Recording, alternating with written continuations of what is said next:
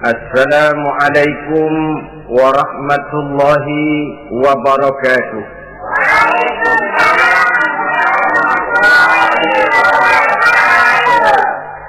Bismillahirrahmanirrahim. Alhamdulillahi rabbil alamin. Wassalatu wassalamu ala asyrafil anbiya'i wal mursalin, Sayyidina wa maulana Muhammadin wa ala alihi wa ashabihil mujahidin at-tahirin, amma ba'du. Bapak-bapak, ibu-ibu, saudara-saudara kaum muslimin rahimakumullah. Pada pertemuan terdahulu kita telah membicarakan bagaimana memilih jodoh menurut tuntunan agama Islam. Maka pada pertemuan kali ini pembicaraan akan kita tingkatkan kepada bagaimana membina mahligai rumah tangga bahagia dengan menitik beratkan pembicaraan kepada kewajiban bersama baik sebagai suami maupun sebagai istri. Banyak rumah tangga bahagia tercapai apa yang menjadi cita-cita dan tujuan. Tetapi tidak jarang rumah tangga yang tenggelam sebelum sampai ke pantai yang akan dituju. Pada saat-saat perkenalan seseorang dalam usahanya mencari jodoh, dia merasa bahwa pasangannya itulah yang akan memberikan kebahagiaan kepadanya. Hari-hari di mana terjadi pertemuan selalu menjanjikan dan menyanyikan keindahan. Bahkan sehari tak bertemu rasa seminggu, seminggu tidak bertemu rasa sebulan, sebulan tidak ketemu pingsan. Tidak ada tanda-tanda sesuatu itu akan menjemukan.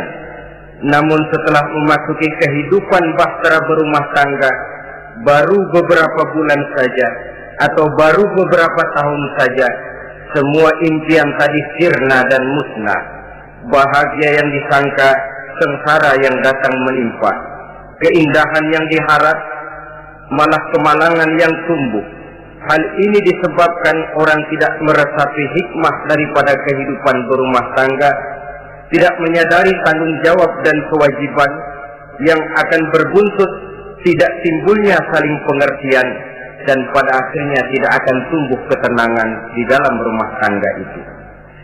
Bukankah kewajiban akan saling memberikan pengertian, pengertian membawa ketenangan, dan ketenangan adalah tangga utama untuk mencapai rumah tangga bahagia. Oleh karena itu kita mulai saja dengan kewajiban sebagai seorang suami di dalam memimpin rumah tangga bahagia ini. Yang pertama, kewajiban seorang suami ialah mempergauli istrinya dengan baik. Setiap suami, manakala selesai dia mengucapkan ijab dan qabul di hadapan tuan pengulu atau tuan qadhi, maka ia pun mengucapkan sigat ta'liq yang berisi perjanjian dari seorang suami bahwa ia akan mempergauli istrinya dengan baik, muasyarah bil ma'ruf menurut tuntunan syariat agama Islam. Walaupun janji itu pada zahirnya diucapkan di hadapan tuan pengulu, namun pada hakikatnya itu merupakan janji seorang muslim kepada Allah Subhanahu wa ta'ala. Ini tidak lain karena nikah dalam pandangan Islam merupakan sesuatu yang sakral, merupakan sesuatu yang suci dan bagian daripada ibadah kepada Allah Subhanahu wa ta'ala. Dalam surah An-Nisa ayat 19, Allah Subhanahu wa ta'ala memberikan bimbingan. Ya ayyuhalladzina amanu la yahillu lakum an tarisun nisa'a karha. Hai orang-orang yang beriman, tidak dibolehkan bagi kamu mengambil perempuan secara paksa. Dengan kata lain, pernikahan harus dilaksanakan atas dasar suka sama suka. Tidak ada pihak yang terpaksa dan tidak ada pula pihak yang dipaksa. Kita hidup tidak lagi di satu zaman seperti zamannya Siti Nurbaya. Walaupun barangkali cinta memang bisa timbul setelah pernikahan, tetapi akan lebih baik kalau sebelumnya telah diawali dengan saling kenal mengenal, saling memahami latar belakang masing-masing untuk memudahkan timbulnya saling pengertian. وَلَا تَعْزِلُوهُنَّ لِتَذْهَبُوا بِبَعْضِ مَا آتَيْتُمُوهُنَّ إِلَّا أَنْ يَأْتِينَ بِفَاحِشَةٍ مُبَيِّنَةٍ. Dan jangan kamu mempersulit mereka karena ingin mengambil kembali sebagian dari apa yang telah engkau berikan kepada mereka, kecuali apabila mereka telah nyata-nyata melakukan perbuatan-perbuatan yang keji. Wa ashiruhunna bil ma'ruf, dan pergaulilah istri-istrimu itu dengan baik. Fa in karihtumuhunna, kalau kamu merasa tidak suka kepadanya, bersabarlah. Fa asa an takrahu syai'an wa yaj'alallahu fihi khairan katsira, karena boleh jadi kamu tidak menyukai sesuatu, padahal Allah menjadikan di dalam sesuatu yang kamu tidak sukai itu kebaikan yang banyak bagimu. Ini merupakan tuntunan umum betapa seorang suami harus mempergauli istrinya dengan baik, mu'asyarah bil ma'ruf, menurut tuntunan syariat agama Islam. Karena bagaimanapun hak milik seorang suami terhadap istrinya adalah milkul manfaat, milik untuk mengambil manfaat, bukan milkul mutlak seperti seorang memelihara budak umpamanya, yang bisa dihitam putihkan, bisa dijungkir balikan, bisa diperlakukan sekehendaknya. Itu bertentangan dengan tuntunan agama kita. Adalah kewajiban seorang suami mempergauli istrinya dengan baik. Kemudian yang kedua, seorang suami harus menaruh perhatian, menjaga kehormatan, dan bila perlu turut membantu dan menolong pekerjaan istrinya. Menaruh perhatian sampai kepada hal-hal yang kecil, sehingga si istri merasa bahwa dia mendapat perhatian. Ada dia mengadu, ada tempat dia melarikan persoalan, ada tempat dia bercerita. Sejak dari tingkah laku, berpakaian, berperhiasan, make up, dan lain sebagainya. Karena tanpa ada perhatian dari seorang suami, biasanya istri akan menjadi malas, baik untuk bersolek, baik untuk membina dan mengatur rumah tangga, dan lain sebagainya. Apalagi tidak berat lidah untuk memuji perbuatan baik yang dilakukan istrinya, dan tidak mencela secara langsung perbuatan-perbuatan salah yang dilakukan oleh istrinya. Dia bisa menegur secara bijaksana dan dewasa. Saudara-saudara kaum muslimin, seorang sahabat bernama Salman Al-Farisi mempunyai adik perempuan yang kawin dengan Abi Dzar Al-Ghifari. Satu hari Salman datang menengoki adik perempuan ini di rumahnya. Dilihatnya adiknya, rambutnya acak-acakan, pakaiannya kumuh, pendeknya nggak enak dilihat. Salman memberikan nasihat, kau bersoleklah sedikit supaya suamimu betah di rumah. Kata istrinya, untuk siapa saya bersolek? Ya tentu untuk siapa lagi kalau bukan untuk suamimu. Kata adiknya, percuma saja, suami saya jarang di rumah. Kemana? Di masjid terus.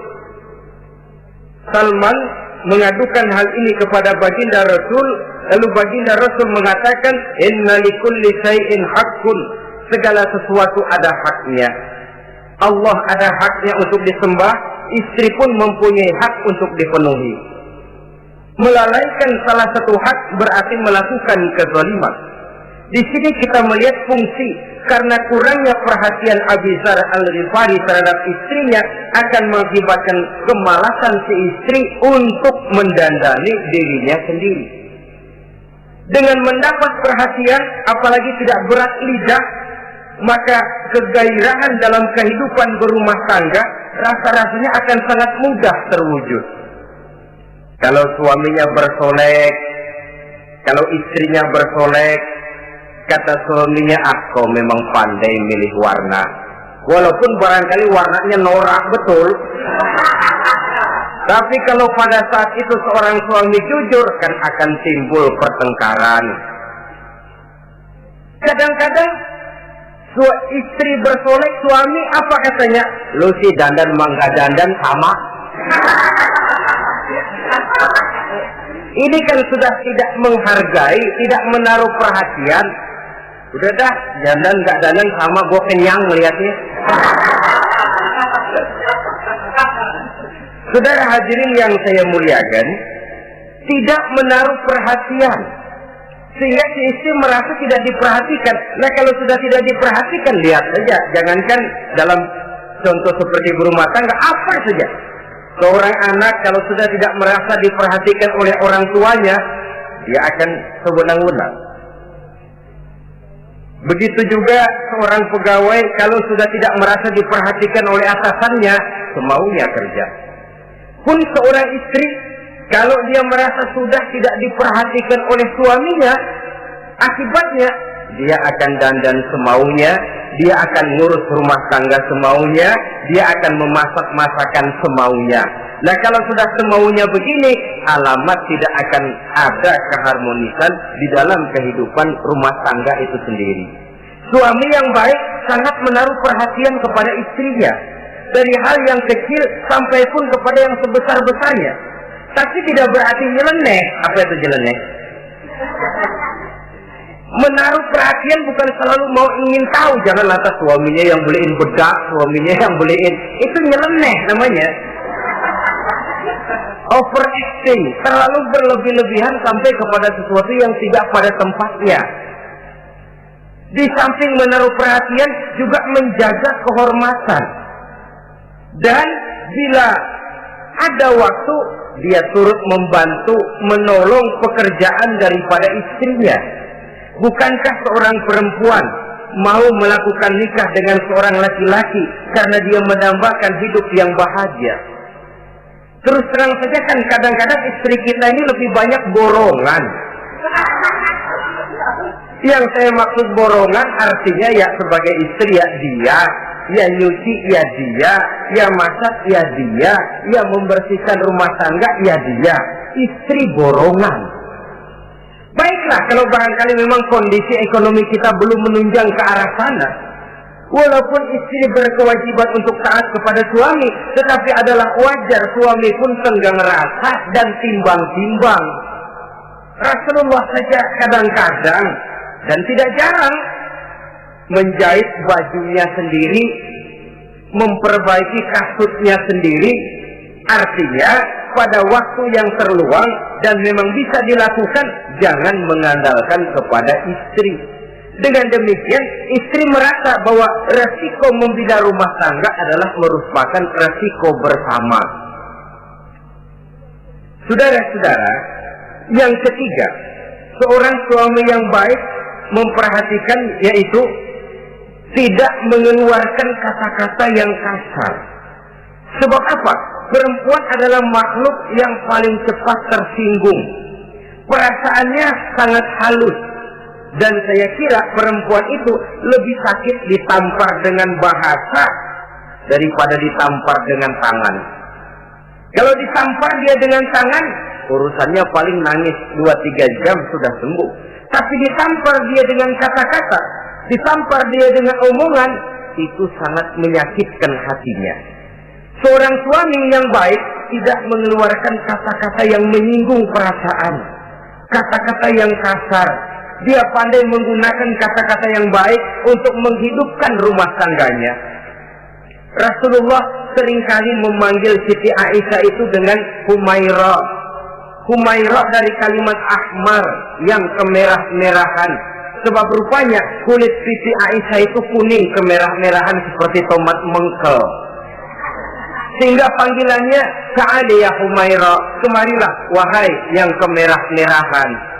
Alangkah indahnya panggilan ini. Kadang-kadang kita mah jujur suami ini. Ketahuan istri bongkok, enak banget bongkok, sini loh.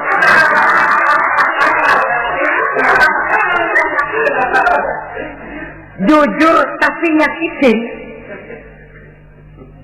Saudara-saudara, kadang-kadang inilah ya, bahasa perbuatan sangat besar pengaruhnya dalam menciptakan keharmonisan di rumah tangga. Pacaran mah manggilnya yang, Mau kemana yang? Udah endah aja udah. Begitu berumah tangga masih indah kakanda. Punya anak satu, bapaknya anak-anak. Punya anak dua, bapak lu. Sudah 3 anaknya, bapak hilang eluh manggilnya. Panggilan ini mengalami pergeseran. Nah begitu juga suami. Ketika pacaran bukan main. Ketika baru melakukan akad nikah sedang honeymoon bulan madu, asik betul. Kemana-mana selalu bersama. Kondangan selalu bersama. Resepsi pergi bersama. Jalan bergandengan tangan. Istri sedikit terpeleset. Khawatir bukan main. Hati-hati yang.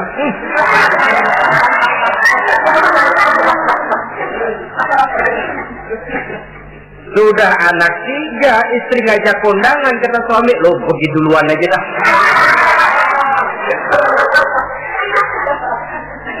Pulang kondangan, istri laporan, bang saya kepleset. Emang lu mau mampus?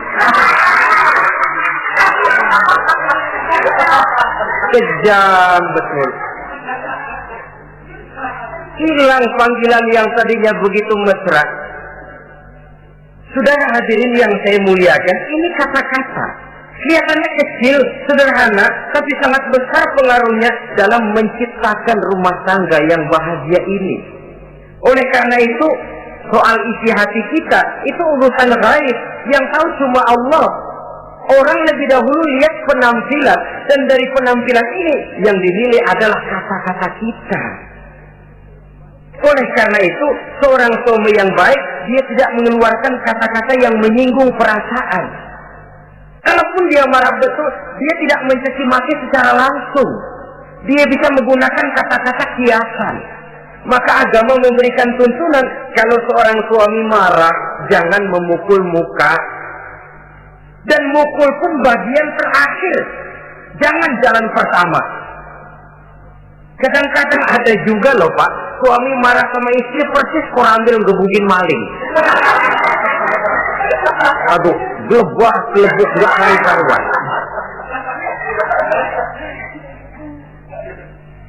Jangan, kata agama, kalau kau memang ya melihat tingkah laku istrimu yang tidak enak, tegur dengan kata-kata lemah lembut. Lemah lembut tidak bisa, sedikit keras. Sedikit keras masih nekat, bentar. Bentak pun tidak bisa juga, pisah tempat tidur. Pisah tempat tidur masih tidak bisa juga, pukul. Jangan mukanya, bagian lain dari tubuh. Itu pun tujuannya bukan untuk menyakiti, tapi untuk mendidik. Saudara hadirin, misalnya istri tidak sholat, suami tampil, bu sholat. Mboknya malu sama tetangga kalau nggak sholat.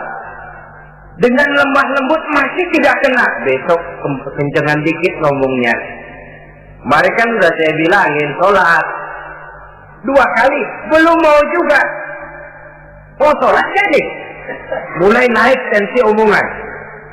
Masih nekat. Begini saja. Saya dari kalem sampai bentak udah. Sekarang kamu nggak mau juga sholat, saya mulai nggak enak pikiran. Mulai ntar malam kamu tidur kamar depan, saya kamar belakang. Pisah tempat tidur. Kadang-kadang kan nggak kuat emosi kalau sudah marah sama istri, ngebludak. Kalau istri diusir, udah pulang ke rumah monyang muzat.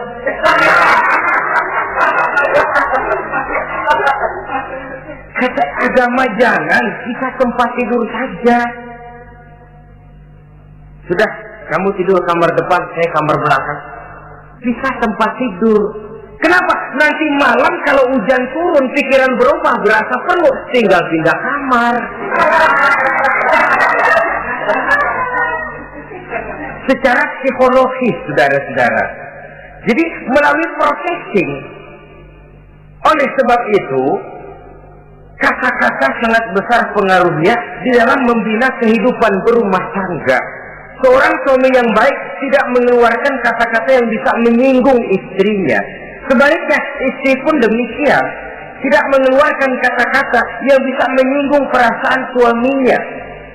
Sebab lebih dosa besar kata-kata suami istri yang menyinggung suaminya, walaupun sama dosanya ya, tapi lebih besar ketersinggungan seorang suami ketimbang seorang istri itu. Namun agama memberikan tuntunan suami lebih dahulu yang diajarkan. Jangan mengeluarkan kata-kata yang bisa menyinggung perasaan. Baik itu menyangkut dandanan istri, caranya pakaian, caranya jalan, ataupun masakannya. Masakannya sekalipun tidak kita sukai, ya ndak usah. Misalnya sayur keasinan, begitu dicobain menteleng mata pelatat, melotot keasinan. Ndak usah lantas tolak pinggang, lu masak melotot ya. Ndak usah. Saudara hadirin yang saya muliakan, jadi itu dari segi masakan. Dari segi pakaian, umpamanya istri kita berpakaian tidak sesuai dengan tuntunan agama, cukup kita bisa berkata, pakaianmu sebenarnya bagus, motifnya, potongannya, kainnya, cuma kok kelihatannya kok potongan badanmu kok kelihatan betul dengan terbungkus pakaian seperti itu. Alangkah lebih baiknya, nah, dengan demikian istri nggak terlalu tersinggung daripada sudah dandan bagus-bagus. Lalu istri suami ngobrol kata yang gak enak. Bagus lo kayak nangka dikerosoin.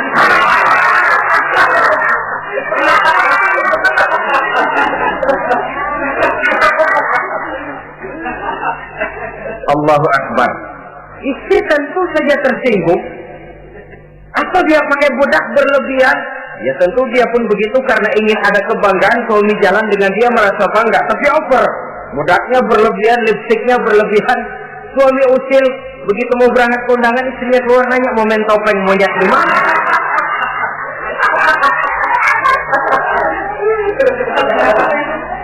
Tentu dia akan tersinggung karenanya. Jadi saudara-saudara, ini yang ketiga. Yang keempat, seorang suami yang baik jangan memberikan pekerjaan di luar batas kemampuan istrinya.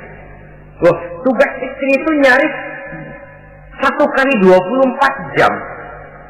Seorang suami bagaimanapun payah dia bekerja, pulang dia bisa istirahat, tidur malam dia bisa tidur dengan nyenyak.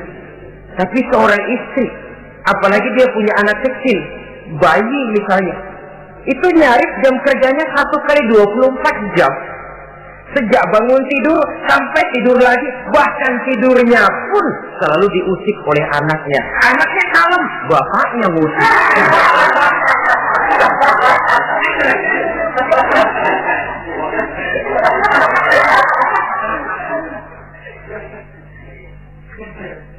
Jadi jangan memberikan pekerjaan di luar batas kemampuan. Kata pepatah, "Iza aradta an tuta'a fasal ma yustata." Apabila kamu ingin ditaati, perintahkan apa yang orang mampu mengerjakan. Jadi kalau kita memerintahkan seseorang untuk melaksanakan sesuatu yang dia jelas tidak mampu, itu artinya sama dengan kita tidak ingin ditaati oleh orang itu. Bukan dia tidak mau taat, jenis pekerjaan yang kita berikan di luar batas kemampuannya. Nah kalau sudah begitu, tentu saja lalu ketaatan akan menurun jadinya. Tadi sudah saya katakan, kadang-kadang istri kita ini istri borongan. Dalam arti, ya dia masak, ya dia nyuci, ya dia ngepel, ya dia ngejemur, ya dia ngetrika. Borongan. Terlalu berat tugasnya.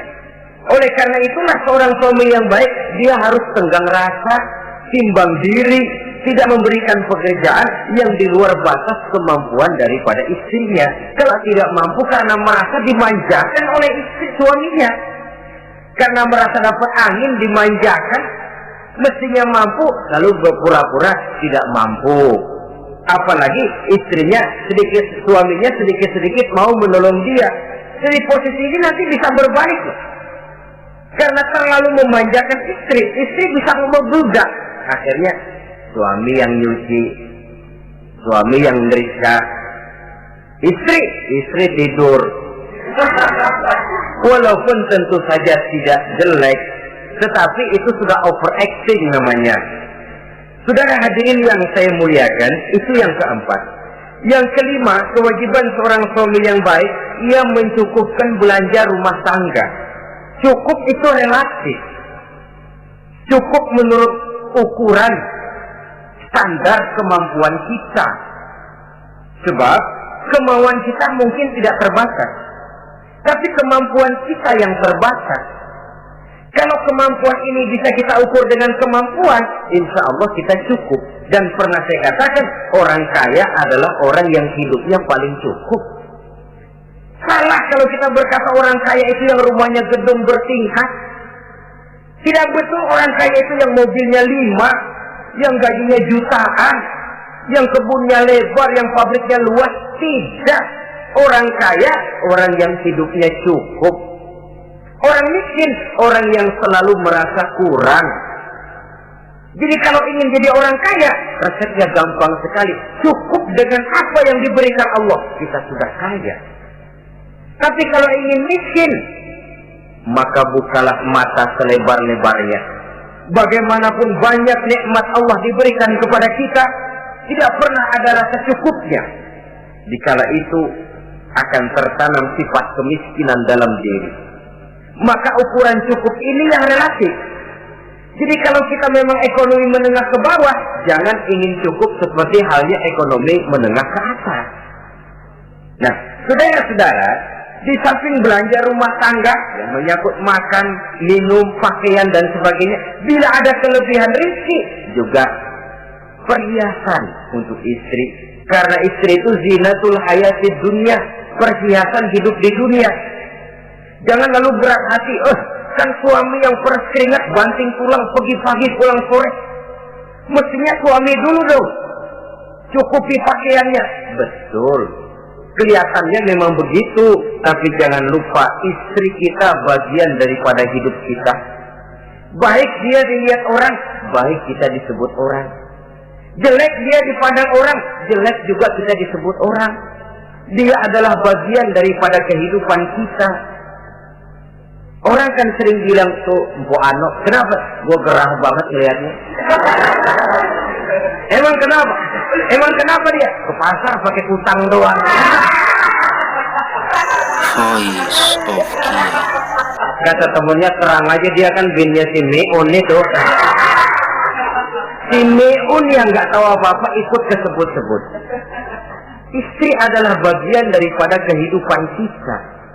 Zolim seorang suami mentang-mentang dia merasa dia yang cari duit, lalu buat dirinya dia beli pakaian yang mahal-mahal.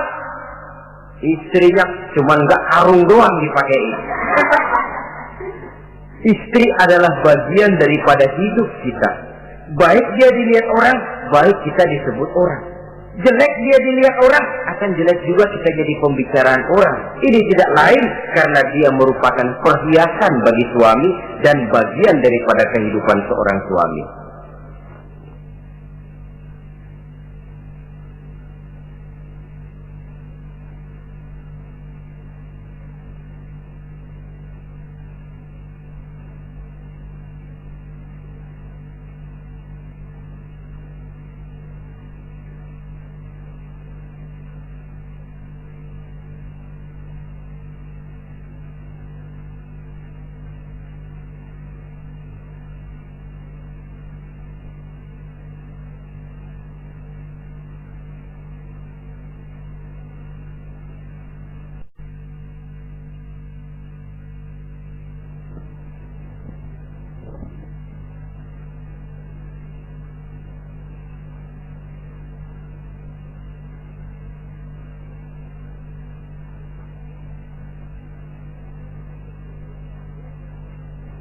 Adalah satu perbuatan zalim misalnya, kalau seorang suami manakala dia beroleh rezeki parkir di restoran.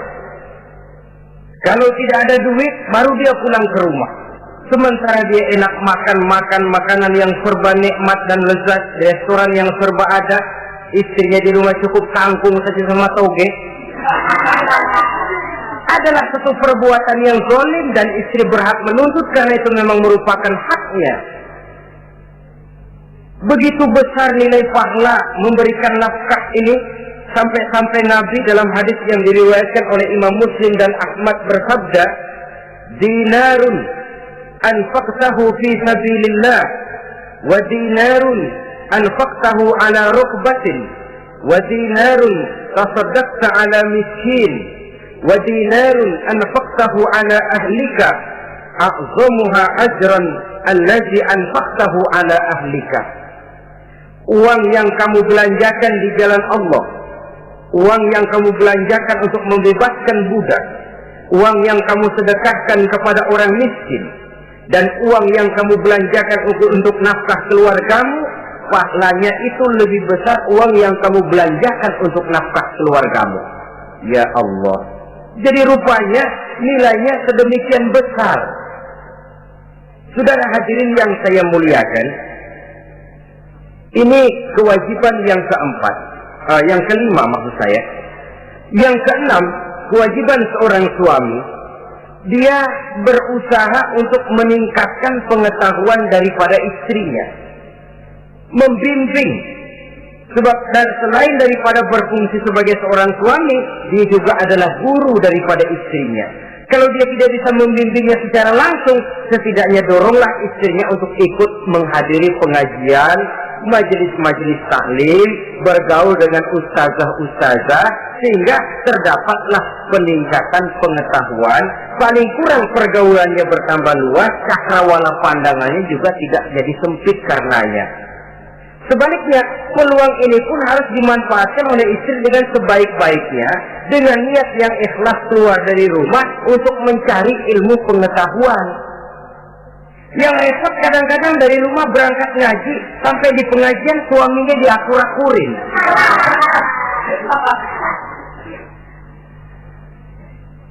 Atau tetangganya jadi bahan gunjingan.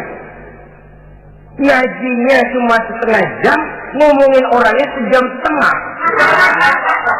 Ini malaikat bingung, kacau amat ya orang itu. Ini yang kadang-kadang menimbulkan hal-hal yang negatif, padahal keluarnya dari majelis taklim, keluarnya dari pengajian. Tapi karena di pengajian yang dilihat adalah gelang temennya, anting temennya, rantai temennya, lalu walaupun nggak tahu belaga, tahu baru dapat berita burung, katanya si Ano, oh iya anu.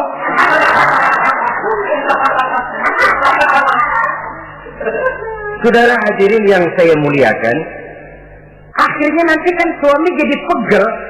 Lu kok disuruh ngaji bukan mikir benar, pulang malah gua digonggong-gonggong minta gelang, bagaimana? Rupanya tidak memanfaatkan peluang yang diberikan itu seperti yang seharusnya. Jadi kalau memang seorang suami tidak bisa membimbing istrinya dalam arti meningkatkan ilmu pengetahuannya, doronglah dia, berikan kesempatan untuk menghadiri pengajian, majelis-majelis taklim yang akan lebih membuka nuansa pergaulan, lebih meluaskan pandangannya, dan ada refreshing. Nah, ini penting. Apakah kita suami ini pernah membayangkan bagaimana kalau kita 1x24 jam mesti ada di rumah saja, tiap hari menghadapi yang itu juga? Apa tidak timbul kejenuhan? Kalau kita begitu, apa istri kita juga tidak begitu? Karena itu sangat bijaksana kalau ada waktu luang, boya ajaklah istri dan anak-anak makan di rumah makan. Kalau ada kelebihan rezeki loh ini ya. Tapi jangan maksa-maksa. Karena terlalu ingin lalu ngutang dulu sama temen. Itu juga nggak betul. Niatnya baik, cuma ngutangnya itu nanti yang jadi nggak betul. Ya refreshing, relax, santai. Apa itu ke Taman Safari, apa itu ke Bogor. Supaya istri ini merasa ada selingan dalam hidup. Tidak jenuh, tidak monoton. So kalau dia jenuh, akhirnya kan wah, ublek-ublek di depan dapur mulu.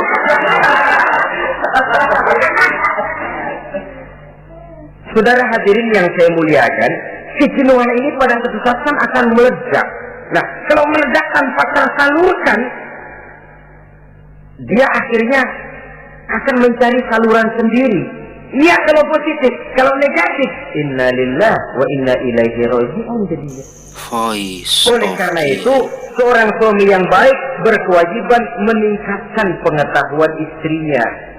Sebab boleh jadi istri tidak melaksanakan kewajiban karena tidak tahunya. Dan kalau istri nggak tahu, jangan digoblok-gobloki. Mestinya dibimbing, diberikan kesempatan ngaji. Kamu sih disuruh gini aja kok nggak bisa, emang goblok kamu nih. Memang bukan dibimbing malah digoblok-goblok. Kalau istri kan apa ya? Bahasa Prancisnya nelongso. Apa nelongso? Narik diri. Apa katanya? Gue tahu lu goblok, lu nggak kawin sama gue. Nah.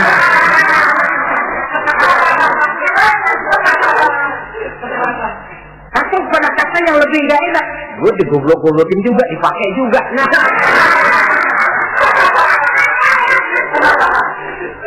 Kan lebih nggak enak lagi tuh.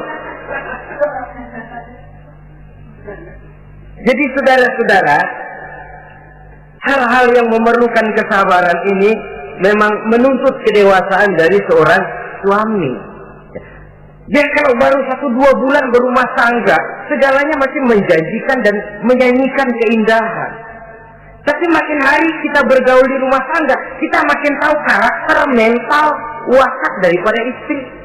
Kekurangannya mulai kelihatan, keburukan wataknya mulai nampak. Dikala itulah kita sebagai suami harus dewasa, sabar, membimbing mereka. Kalau waktu 2-3 bulan pertama di rumah tangga namanya honeymoon, segalanya indah, mana ada kekurangan. Masa keasinan, lezat. Nasi kekerasan, asyik. Segalanya nggak pernah salah, selalu betul.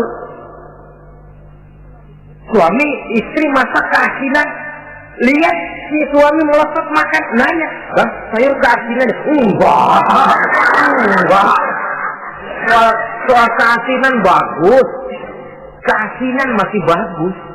Kenapa? Udah endah aja. Tapi mampukah ini bertahan?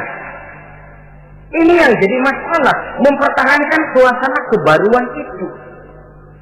Saudara hadirin yang saya muliakan, yang ketujuh, kewajiban suami ini, suami yang baik memberi kesempatan kepada istri untuk nengok, bersilaturahmi dengan orang tuanya, kerabatnya, atau tetangganya. Walaupun nanti ya, istri tidak boleh menggunakan ini secara sama. Karena apa? Karena orang tua dan mertua itu cuma istilah. Hakikatnya ya sama, yang mertua ya orang tua. Ya apalagi orang tua. Itu cuma satu istilah. Perbedaan istilah tidak harus menyebabkan kita berbeda sikap. Jangan kalau mertua yang datang, suami curiga. Kalau istri didorong-dorong. Babe itu tuh datang. Babe lu katanya. Lalu belum apa-apa sudah buruk sangka, biasa babe lu. Biasa katanya. Nah, biasa ini sudah gak enak tuh. Biasa datang bawa jeruk, pulang minjem duit. Allahu Akbar. Ini kan sudah menanamkan rasa gak enak. Malah akan lebih baik kalau mertua yang datang, suami menyambut lebih dahulu. Tidak akan nampak kecintaannya. Tidak lagi membedakan antara mertua dengan orang tua karena cuma sekedar istilah. Memberikan kesempatan.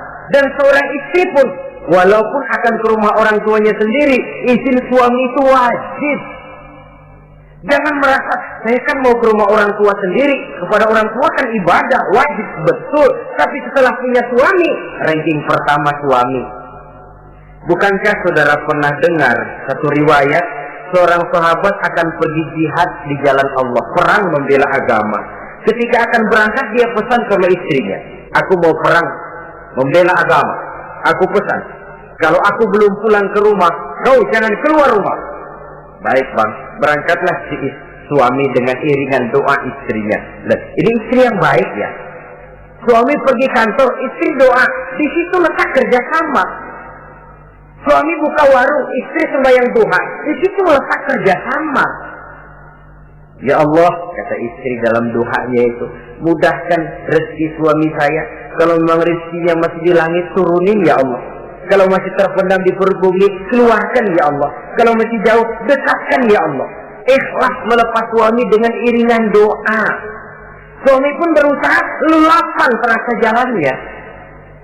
Tapi kalau dari berangkat keluar rumah sudah dilepas oleh bemo, tahu bemo? Moyo. Itu suami berangkat juga hatinya sudah kusut, sudah tidak dilepas dengan doa. Lalu si istri juga barangkali suaminya berangkatnya dumel. Ya, jangan dikasih rezeki dah Tuhan, tadi dikasih rezeki gak kawin lagi. Nah.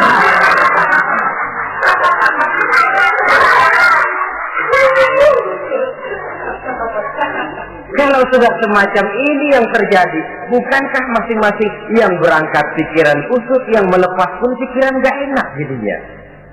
Di situ letak kerjasama. Saudara hadirin, setelah suaminya ini pergi, datang utusan dari orang tua si istri tadi. Assalamualaikum Bu, waalaikumsalam, ada apa? Orang tua ibu sakit keras, ibu diminta datang. Ya Allah, suami saya baru saja berangkat.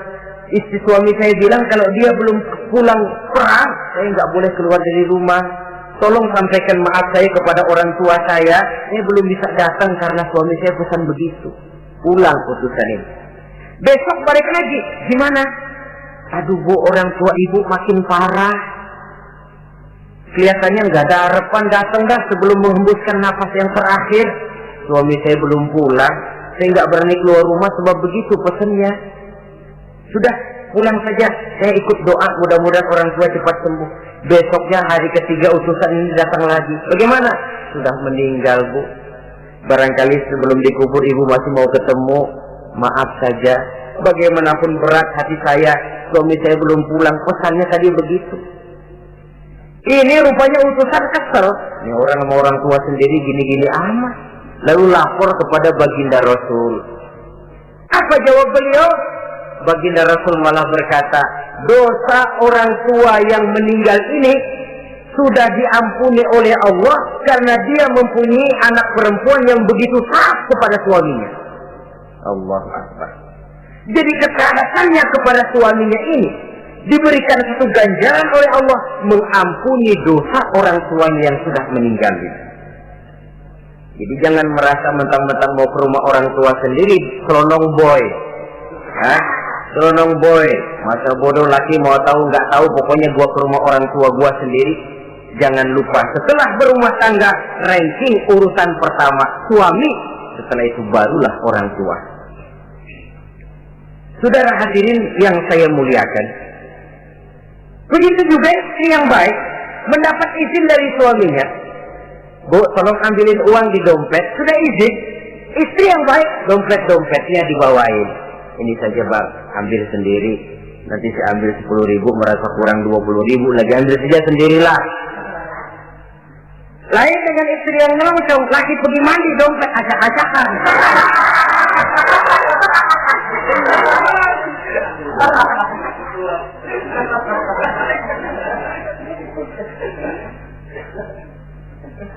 Saudara hadirin yang saya muliakan, baik silaturahmi itu kepada orang tua atau kerabat, famili, andai tolan, keluarga lain, ataupun tetangga.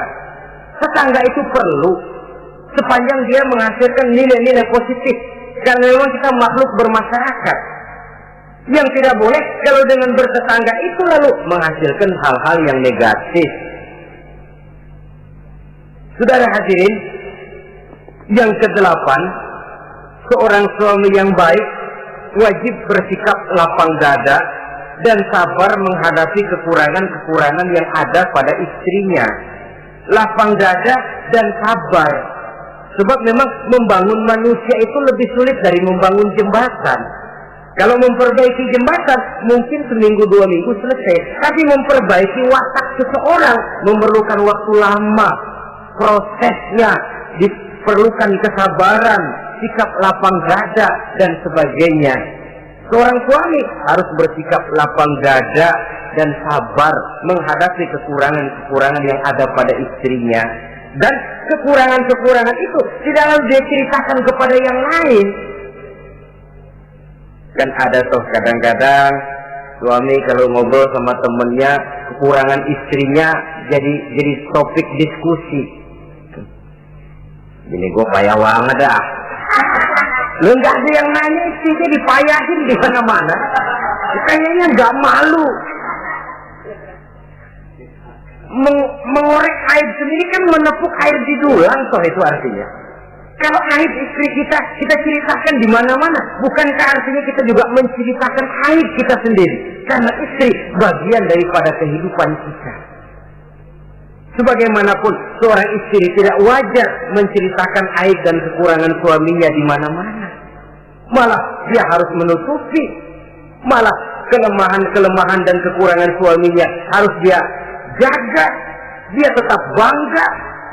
Di mata saya suami saya adalah Arjuna yang tidak punya kekurangan apa-apa. Kalaupun orang bawakan berita, tidak betul itu. Walaupun hatinya panas, tapi dia masih bisa menunjukkan wajah yang sejuk, senyum dalam hati yang panas. Sebab saudara-saudara, apabila kita tidak punya filter, ini kadang-kadang kita mau tenang, kita bisa dibakar oleh yang lain. Tapi kalau ada filter, kita bisa menyaring, boya masa iya. Sehingga dengan demikian, sikap lapang dada dan kesabaran ini, walaupun diutamakan adalah merupakan kewajiban suami, juga sekaligus merupakan imbangan daripada si istri.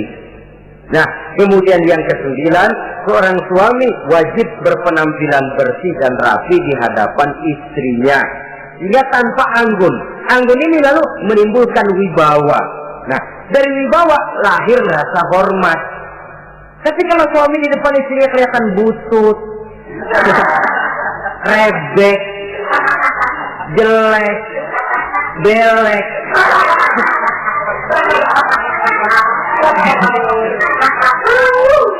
kata istrinya jodoh gua apes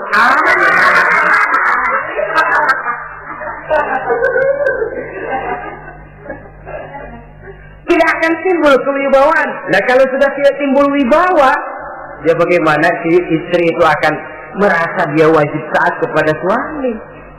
Saudara hadirin yang saya muliakan, jadi ternyata penampilan bukan cuma kewajiban istri, seorang suami juga harus mengimbangi itu. Sehingga dengan demikian keterasian dalam kehidupan di rumah tangga itu akan terasa jadinya. Nah, inilah pada prinsipnya kewajiban daripada suami. Lalu kemudian apa kewajiban istri? Yang pertama, saudara-saudara, terutama ibu-ibu tentu, istri itu berkewajiban untuk taat dan patuh kepada suaminya. Sepanjang perintah suaminya itu tidak untuk bermaksiat kepada Allah. Jangankan amalan yang mubah, amalan yang sunnah saja tidak diizinkan oleh suami, masih dikerjakan oleh istrinya. Dosa. Itu amalan sunnah. Misal saja ini ya, suami kebetulan ngambil cuti hari Senin ada di rumah. Begitu malam Senin, kata si istri, "Bang, besok kan hari Senin, saya mau puasa sunnah." Karena istrinya santri, biasa puasa Senin Kemis. Kata suaminya, "Lu tega amat, gua tumben perek Senin. Senin ada di rumah lalu mau puasa, gua lu suruh ngapain?" Umpamanya lo ya, umpama.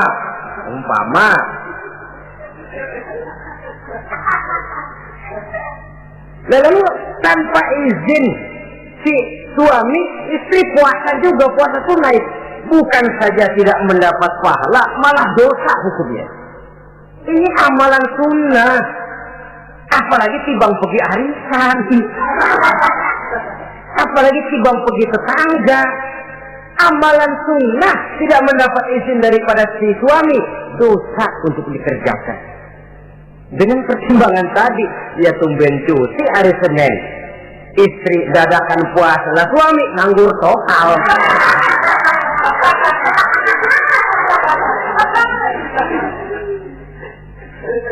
Saudara hadirin yang saya muliakan, Nabi bersabda, ayyuma imra'atin matat wa zawjuha anha radin illa dakhalatil jannah.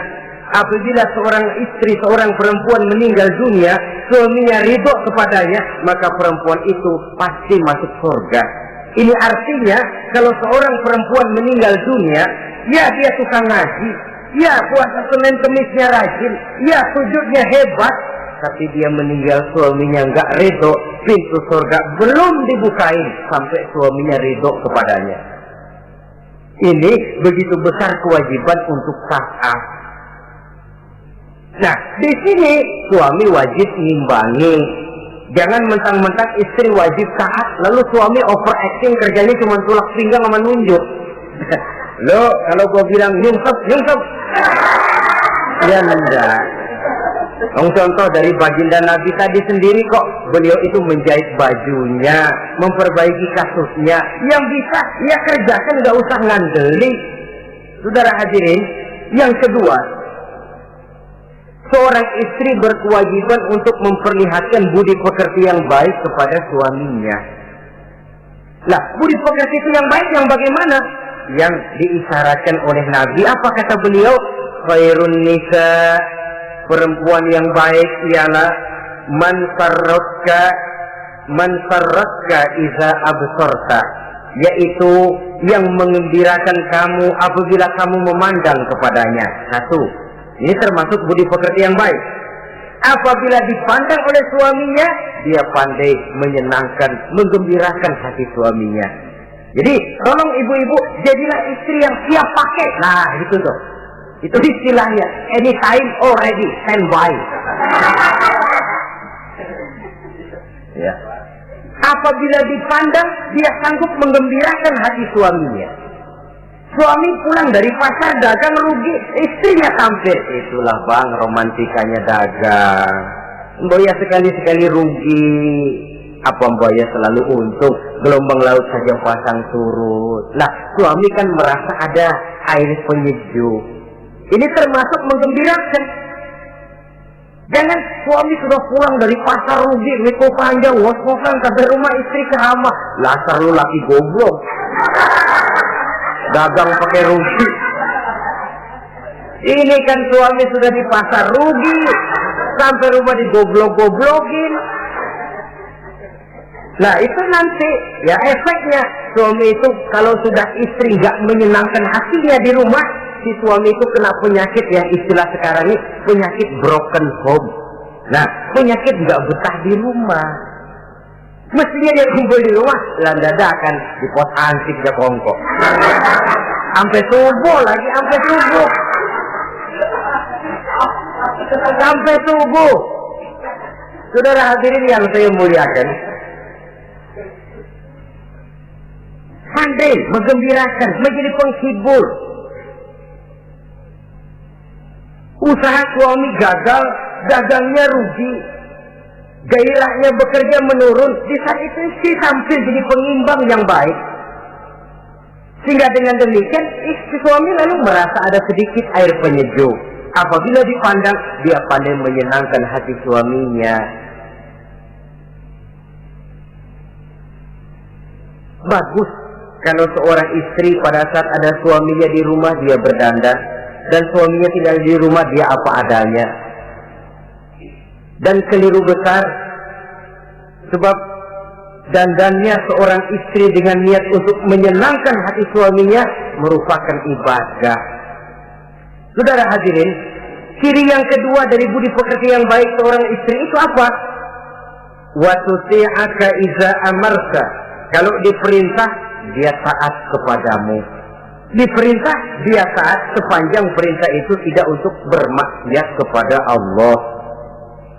Yang ketiga lagi cirinya, watahfazu ghibataka fi nafsiha wa malika. Dia dapat menjaga diri baik pada waktu kamu tidak ada, baik menjaga dirinya sendiri ataupun menjaga hartamu. Tidak menggunakan kesempitan di dalam kesempitan. Ini ciri dari budi pekerti. Yang ketiga, sekarang kewajiban seorang istri dapat mengatur rumah tangga dengan baik dan rapi. Mengatur rumah tangga itu kan tidak perlu biaya yang mahal-mahal. Asal ditempatkan pada tempat yang serasi, komposisi warna yang cocok, tidak perlu perhiasan yang mewah-mewah. Orang lalu terkesan, rumahnya ini sejuk ya. Kenapa? Tata ruangannya kok enak dilihat, apik. Enggak karena mentang-mentang semua kepengen dilihat orang, semua ditaruh di ruang tamu. Sampai tempayan piring naik ke ruang tamu semua.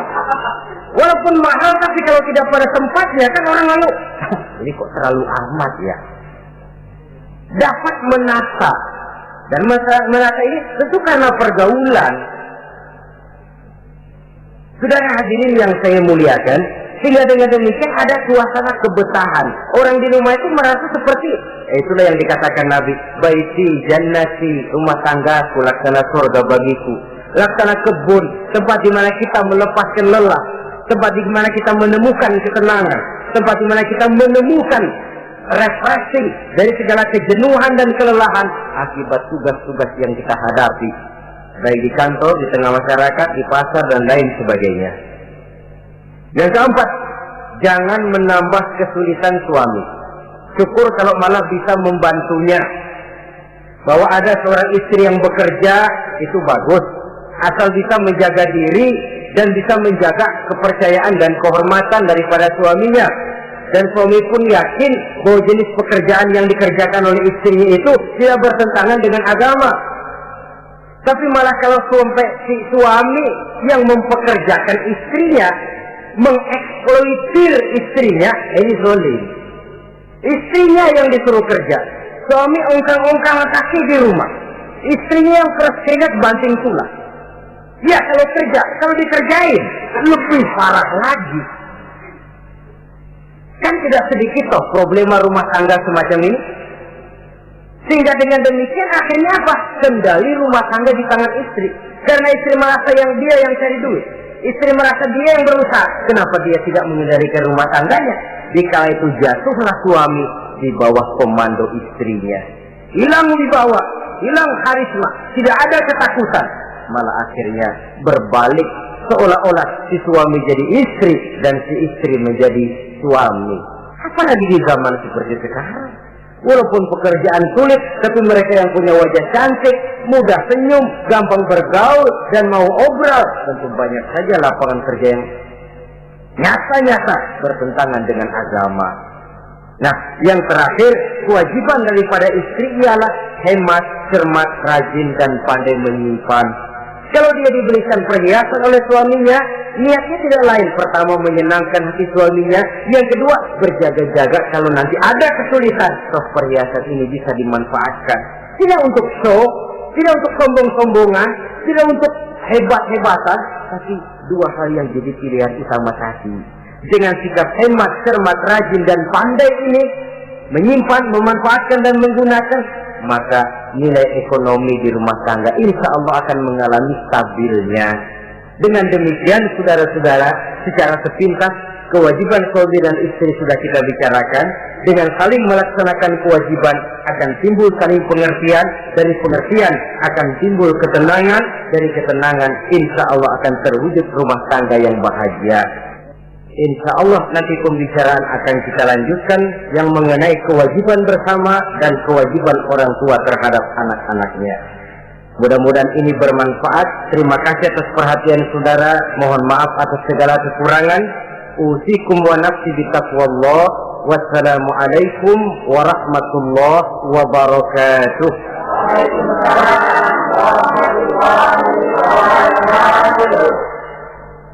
Voice of Kiai.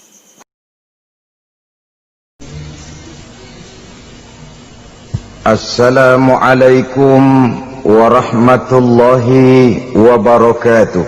Waalaikumsalam warahmatullahi wabarakatuh.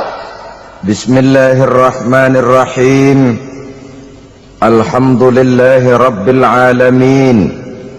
Wassalatu wassalamu ala ashrafil anbiya'i wal mursalin وعلى آله وأصحابه المجاهدين الطاهرين. Amma ba'du.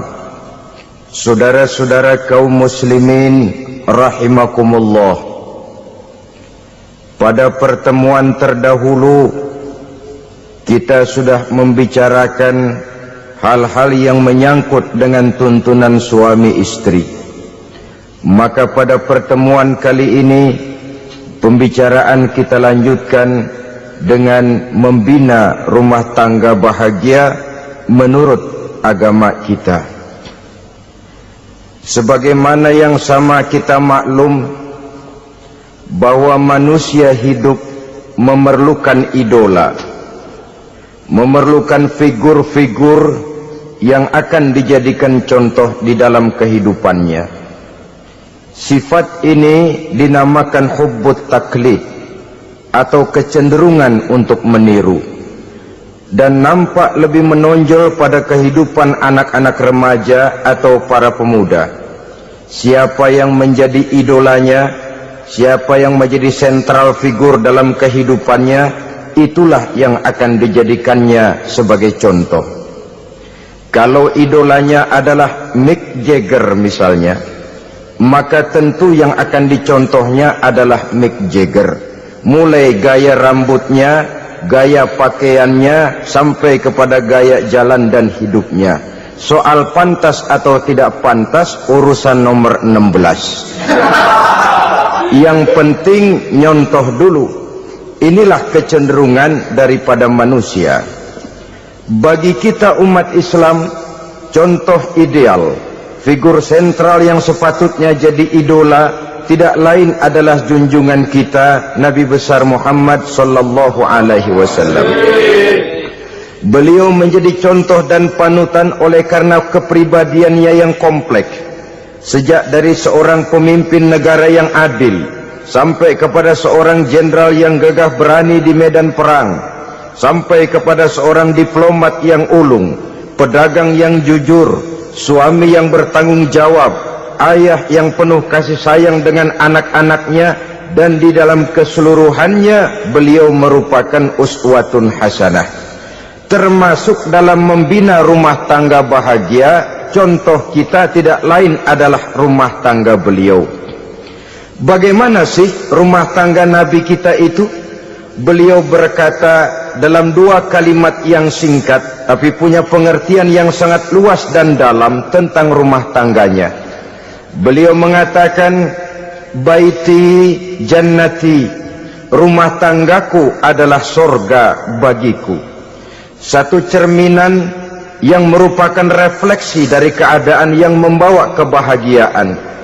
Padahal sepanjang sejarah yang kita baca, rumah beliau kecil saja. Sarapan pagi pun cuma seteguk air zam-zam, sepotong roti, kadang-kadang sebutir korma. Tidurnya di atas kain kasar yang separuh jadi selimut, separuh jadi alas tidur. Tetapi di tengah kondisi yang semacam itu, beliau sanggup berkata, baiti jannati, rumah tanggaku adalah surga bagiku. Kenapa kita yang hidup di zaman sekarang, di mana fasilitas sesungguhnya serba lebih menunjang untuk berkata semacam itu, malah kita berkata sebaliknya, baiti nari, rumahku adalah laksana neraka bagiku.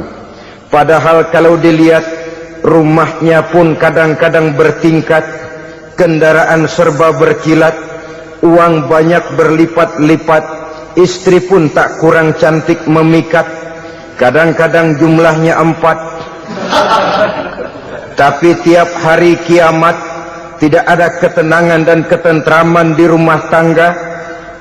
Saudara hadirin kaum muslimin rahimakumullah, mengapa Rasul sampai mengatakan baiti jannati, rumahku adalah laksana surga bagiku? Inilah pokok pembicaraan kita pada pertemuan kali ini. Sebagaimana yang kita maklum bahwa nikah dalam pandangan Islam bukan hanya sekedar untuk memenuhi kebutuhan biologis manusiawi, tidak hanya sekedar untuk memperkembangbiakkan keturunan, dan juga tidak pula untuk memperturutkan hawa nafsu. Lebih daripada sekedar itu, nikah dalam pandangan Islam merupakan ibadah. Oleh karena ibadah, maka seluruh tujuan ibadah, apakah dia bernama solat, apakah dia bernama puasa, zakat, sodako, haji dan lain sebagainya, seluruh daripada tujuan ibadah, target utamanya adalah mardhatillah atau keridhaan daripada Allah Subhanahu wa ta'ala. Kalau nikah itu ibadah, maka sesungguhnya tujuan utama dari pelaksanaan suatu pernikahan tidak lain hanya untuk mencari keridhaan dari Allah Subhanahu wa ta'ala. Bukankah kalau kita tanya tiap orang yang melakukan nikah, kenapa sih kamu nikah dengan dia? Jawabannya bisa macam-macam. Yang umum, karena saya cinta dia. Ada yang berkata, karena saya ingin mendapat ketenangan hidup. Ada yang bilang, karena saya ingin hidup teratur. Ada yang mengakui, karena saya ingin dapat keturunan dan lain sebagainya. Tetapi sesungguhnya menurut ajaran agama, kalau nikah merupakan ibadah, jawaban intinya ialah saya melakukan nikah untuk mencari keridhaan dari Allah Subhanahu wa ta'ala. Ini konsekuensinya kalau nikah merupakan bagian daripada ibadah.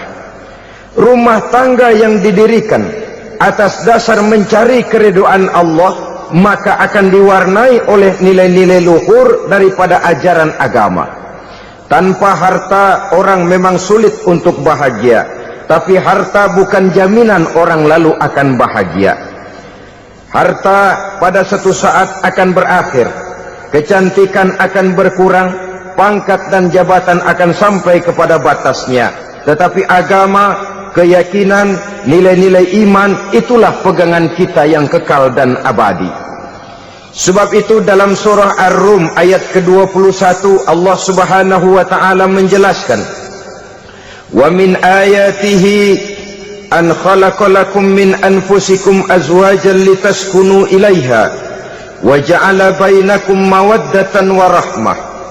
Dan di antara tanda-tanda kebesaran Allah, dijadikannya bagimu istri-istrimu dari diri kamu sendiri, litaskunu ilaiha, agar kamu bisa hidup tenang bersamanya, wa ja'ala bainakum mawaddatan wa rahmah, dan dijadikannya di antara kamu rasa cinta dan kasih sayang. Umumnya pernikahan terjadi karena mawaddatan warahmah ini, cinta dan kasih sayang. Atas dua dasar itulah rumah tangga didirikan orang. Atas dasar itulah seorang laki-laki dan seorang perempuan memadu janji untuk membagi suka dan duka dalam hidup ini secara bersama-sama. Namun kalau kita renungi ayat ini, Allah tidak hanya menjadikan cinta, tapi Allah juga menjadikan kasih sayang. Apa bedanya cinta dan kasih sayang? Apa bedanya mawaddatan warahmah ini? Saudara, mawaddah yang artinya cinta, itu sasarannya biasanya adalah jasmani, kecenderungan biologis. Itu akan berakhir. Orang yang mendirikan rumah tangga cuma karena kecenderungan biologis, cuma karena rasa cinta semata-mata, cinta biasanya terkait kepada keindahan. Betul apa benar? Biasanya orang mudah jatuh cinta kepada sesuatu yang punya nilai keindahan. Makanya anak muda jarang yang jatuh cinta sama nenek-nenek. Cinta selalu memandang segi keindahannya. Ini yang namanya mawaddah. Allah tidak mengingkari itu, silakan.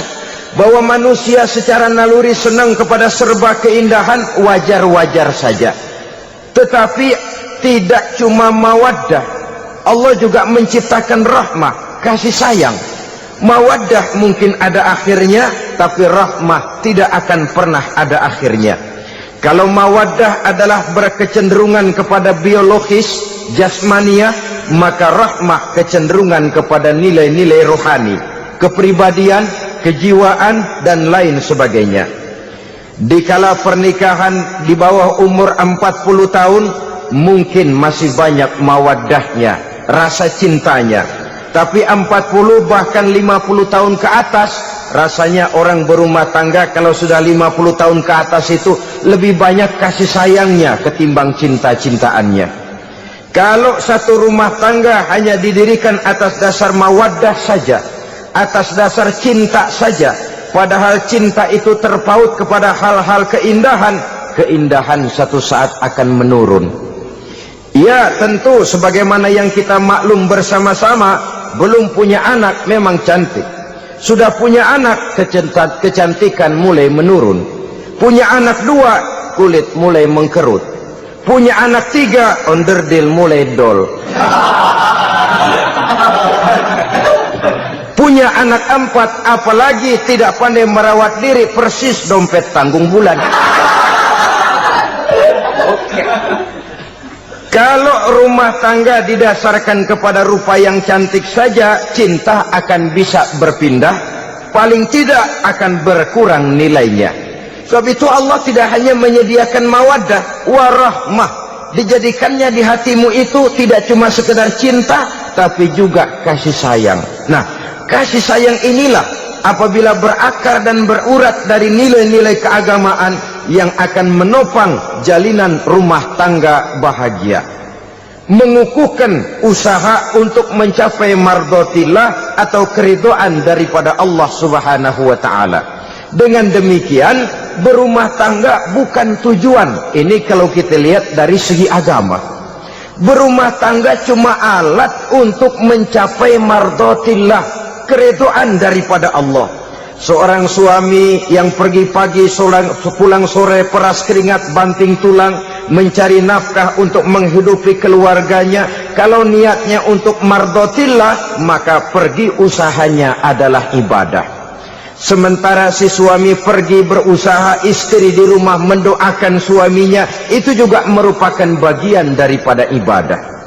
Marilah kita biasakan membina satu rumah tangga untuk mencapai keridhaan daripada Allah Subhanahu wa taala. Ini motif dasarnya. Karena itu Rasul Anas bin Malik pernah bercerita, bertahun-tahun saya membantu di rumah tangga Rasul. Selama tahun-tahun yang panjang saya membantu di rumah tangga beliau itu, kata Anas bin Malik, belum pernah kok saya mendengar kata-kata kasar, keras, membentak-bentak. Belum pernah saya melihat ada piring terbang, sandal melayang, ada penggorengan nitir di atas. Belum pernah, padahal tahun-tahun yang panjang sudah saya lalui. Itu rumah tangga Rasul. Istrinya lebih dari 1, tapi tenang, ayem, adem.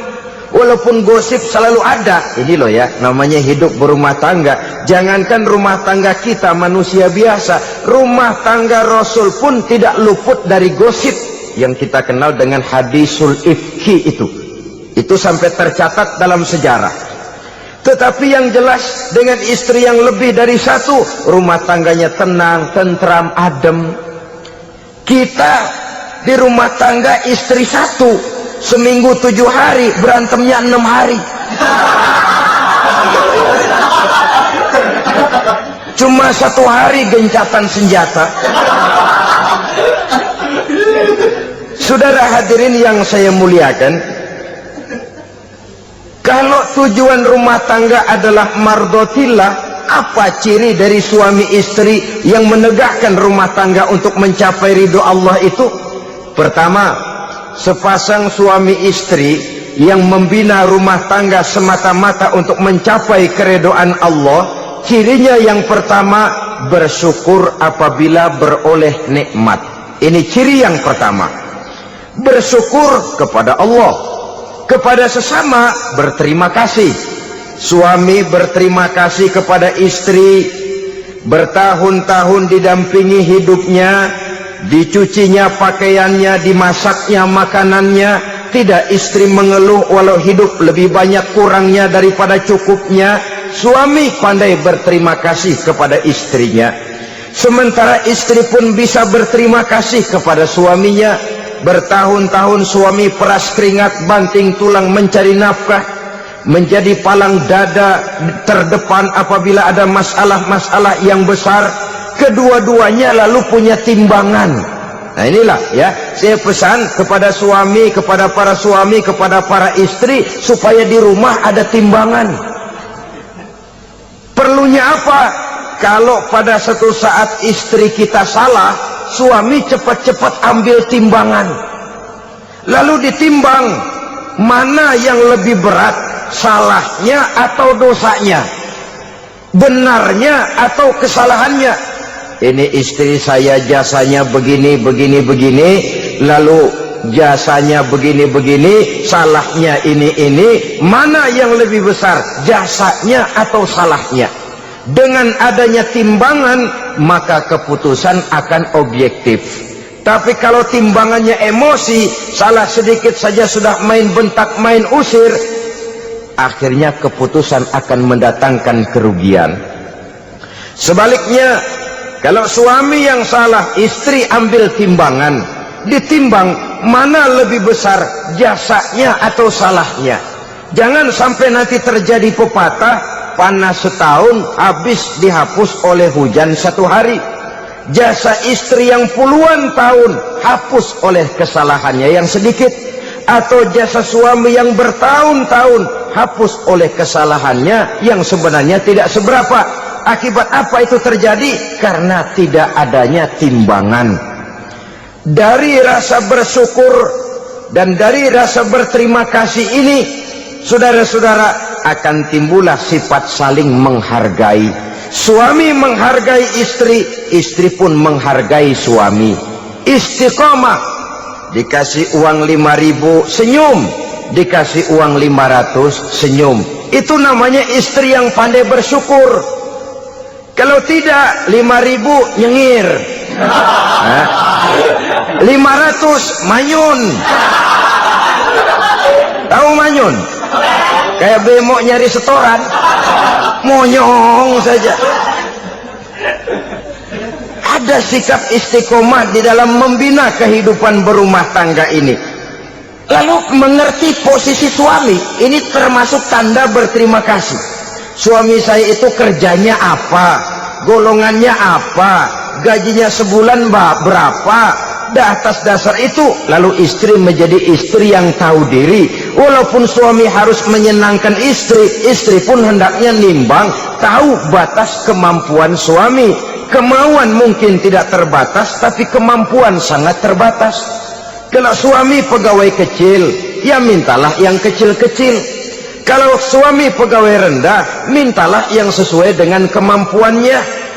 Jangan suami gajinya cuma 50.000 sebulan, istri menuntut minta dibeliin gelang yang kayak pelek becak. Tentu sudah overacting namanya. Saudara hadirin yang saya muliakan, kunci awalnya bersyukur kepada Allah.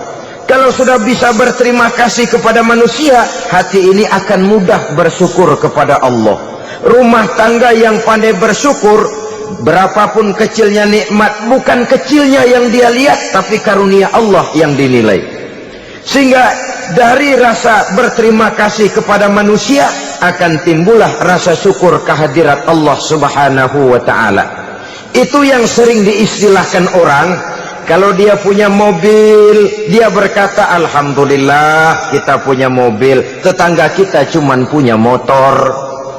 Kalau dia punya motor, syukur kita punya motor, tetangga kita cuman punya sepeda, kemana-mana kekejek melulu. Kalau dia punya sepeda, alhamdulillah punya sepeda, tetangga kita sebelah nggak punya apa-apa, kemana jalan kaki saja. Kalau dia jalan kaki, alhamdulillah kita masih bisa jalan. Tetangga kita sebelah lumpuh bertahun-tahun nggak kemana-mana. Kalau dia lumpuh, alhamdulillah kita masih hidup. Tetangga kita kemarin mati nggak balik lagi.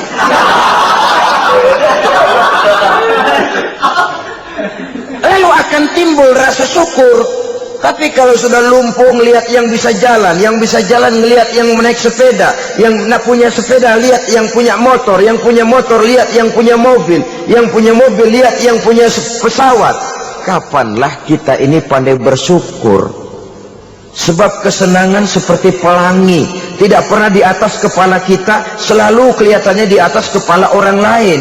Sehingga kalau ngobrol orang sering bilang, lu sih enak lo gue lihat, gue keblangsak amat nih ya. Setiap orang ngomong kepada kita begitu nadanya. Kita yang dilihat enak, sementara kita melihat orang lain enak. Tukang tahu melihat tukang tempe enak, tukang tempe melihat tukang tuak enak, tukang tuak bilang tukang sirsak enak. Enak itu seperti pelangi. Namun kalau kita mau merenungi, tidak pernah Allah berhenti memberikan nikmat kepada kita. Sejak kita bangun tidur sampai kita tidur kembali, bahkan tidur itu sendiri, seluruhnya tidak pernah putus dari nikmat Allah. Bahagia ada di gubuk reot, bahagia ada di rumah mewah, bahagia ada di hati kopral, bahagia ada di hati jenderal, di gunung dan di kota, di hutan belantara dan di desa, di keheningan malam atau di keramaian siang. Kalau kita mau mencari, bahagia selalu ada. Tapi hati yang tidak pandai bersyukur, bagaimanapun banyak kebahagiaan yang meliputi hidupnya, dia tidak akan pernah pandai mensyukurinya. Maka berterima kasihlah kepada istri, berterima kasihlah kepada suami, bersyukurlah kehadirat Allah Subhanahu wa ta'ala. Saya sering mengatakan, ibu-ibu walaupun suaminya itu jelek, mukanya rebek, matanya belek, hidungnya pesek, potongannya brengsek, kalau memang merupakan suami, tepuklah dada, suamiku adalah Arjunaku. Asik. Sebaliknya, seorang suami bagaimanapun kondisi istrinya, kalau itu memang jodohnya, beranilah berkata, istriku adalah Romeoku, istriku adalah Julietku, atau istriku adalah Sri Kandiku. Biarin pengkor ya pengkor, gak ada urusan. Mensyukuri. Kalau tidak mensyukuri, yang timbul lalu sesalan. Kalau sudah sesalan, mudah umpat mengumpat, caci mencaci dalam rumah tangga, lalu terjadilah kegaduhan. Ketenangan sulit kalau sudah tidak ada unsur saling menghargai itu. Lebih celaka lagi kalau sudah mengarah kepada penyesalan. Kata istrinya, bang, gue nyesel kawin sama lu. Suami digituin bikin gede kepalanya. Kalau lu nyesel apalagi gua, makin nyesel. Iya, coba pikir bertahun-tahun kita berumah tangga, memangnya abang bisa beliin apa sama saya? Itu juga gerobok kalau nggak ngeridit, bang. Kalau nggak ngeridit, memangnya kamu bayar kreditan pakai daun pisang? Saudara hadirin yang saya hormati, ini saya tekankan kepada ibu-ibu karena penyakit perempuan umumnya. Pernah Rasul itu pulang Isra Mi'raj cerita, saya pulang Isra Mi'raj diperlihatkan neraka. Neraka ya Rasul? Lalu bagaimana? Saya lihat kok isinya kebanyakan perempuan. Perempuan. Laki juga tidak sedikit. Cuma kebanyakan kok perempuan. Apa perempuan tidak sholat ya Rasul? Sholat. Tidak puasa? Puasa. Tidak ngaji? Rajinan dia sama suaminya. Tapi kenapa lebih banyak di sana? Rasul berkata, hunna yakfurnal asir. Penyakit umum dari perempuan tidak pandai berterima kasih kepada suaminya. Ini rupanya penyakit umum dari tahun atu. Saudara hadirin yang saya muliakan, jadi rumah tangga yang didirikan atas dasar mencapai ridho Allah, maka kelihatan dari pasangan suami istri menjadi orang yang pandai bersyukur terhadap nikmat. Bukankah dalam surah Ibrahim ayat 7 Allah berjanji, la in syakartum la azidannakum wa la in kafartum inna azabi lasyadid. Kalau kamu pandai bersyukur, aku tambah nikmatku. Kalau kamu ingkar, tidak mau bersyukur, azabku itu hebat dan pedih. Rumah tangga yang suami istrinya tidak bersyukur disiksa oleh perasaannya sendiri. Tetangganya dapat nikmat, dia yang meriang. Tetangganya dapat kesenangan, dia yang sakit hati. Dia tidak melihat nikmat yang diberikan kepadanya, nikmat yang orang lain punya aja yang diincar, nikmat orang lain aja dihitung-hitung. Tangga kita si anu baru habis beli anu, yang sebelah lilir habis beli kukusan, cuma sekedar kukusan saja. Orang lain beli apa-apa jadi bahan diskusi di rumahnya, orang lain saja yang diusut, timbul dendam kesumatnya, timbul hasutnya. Dia tidak bersyukur dengan nikmat yang ada dalam rumah tangganya. Isi rumah tangga semacam itu disiksa oleh perasaan hasutnya sendiri. Jauh dari kebahagiaan, kering hatinya, miskin jiwanya, merana batinnya. Kalau sudah ke sana, jauhlah rumah tangga dari pantulan sinar kebahagiaan. Saudara-saudara, kita lihat rumah tangga Rasul. Dari rumah yang kecil, dari tempat tidur yang sarapnya kain kasar, separuh jadi selimut lagi, keluar ucapan baiti jannati. Kenapa? Beliau orang yang pandai bersyukur kepada Allah, bisa berterima kasih kepada istri-istrinya, dan istrinya pun pandai berterima kasih kepada Rasul dan bersyukur kehadirat Allah Subhanahu wa ta'ala. Maka nikmat lalu bertambah. Makin kita syukuri nikmat, makin tambah itu. La azidannakum, janji Allah, pasti aku tambah nikmatku kepadamu jikalau kamu pandai mensyukurinya. Tapi kalau kamu ingkar, tidak pandai bersyukur, awas, nikmat bisa berubah menjadi azab kalau kita tidak pandai-pandai mensyukurinya. Jadi cirinya yang pertama, rumah tangga bahagia itu apabila suami istri pandai bersyukur terhadap nikmat yang diberikan oleh Allah Subhanahu wa ta'ala. Satu. Cirinya yang kedua, rumah tangga yang berdasarkan untuk mardotillah, mencapai keredoan Allah, sabar apabila mendapat cobaan. Namanya orang berumah tangga itu persis berlayar di lautan. Suami istri adalah dua orang yang memegang kemudi.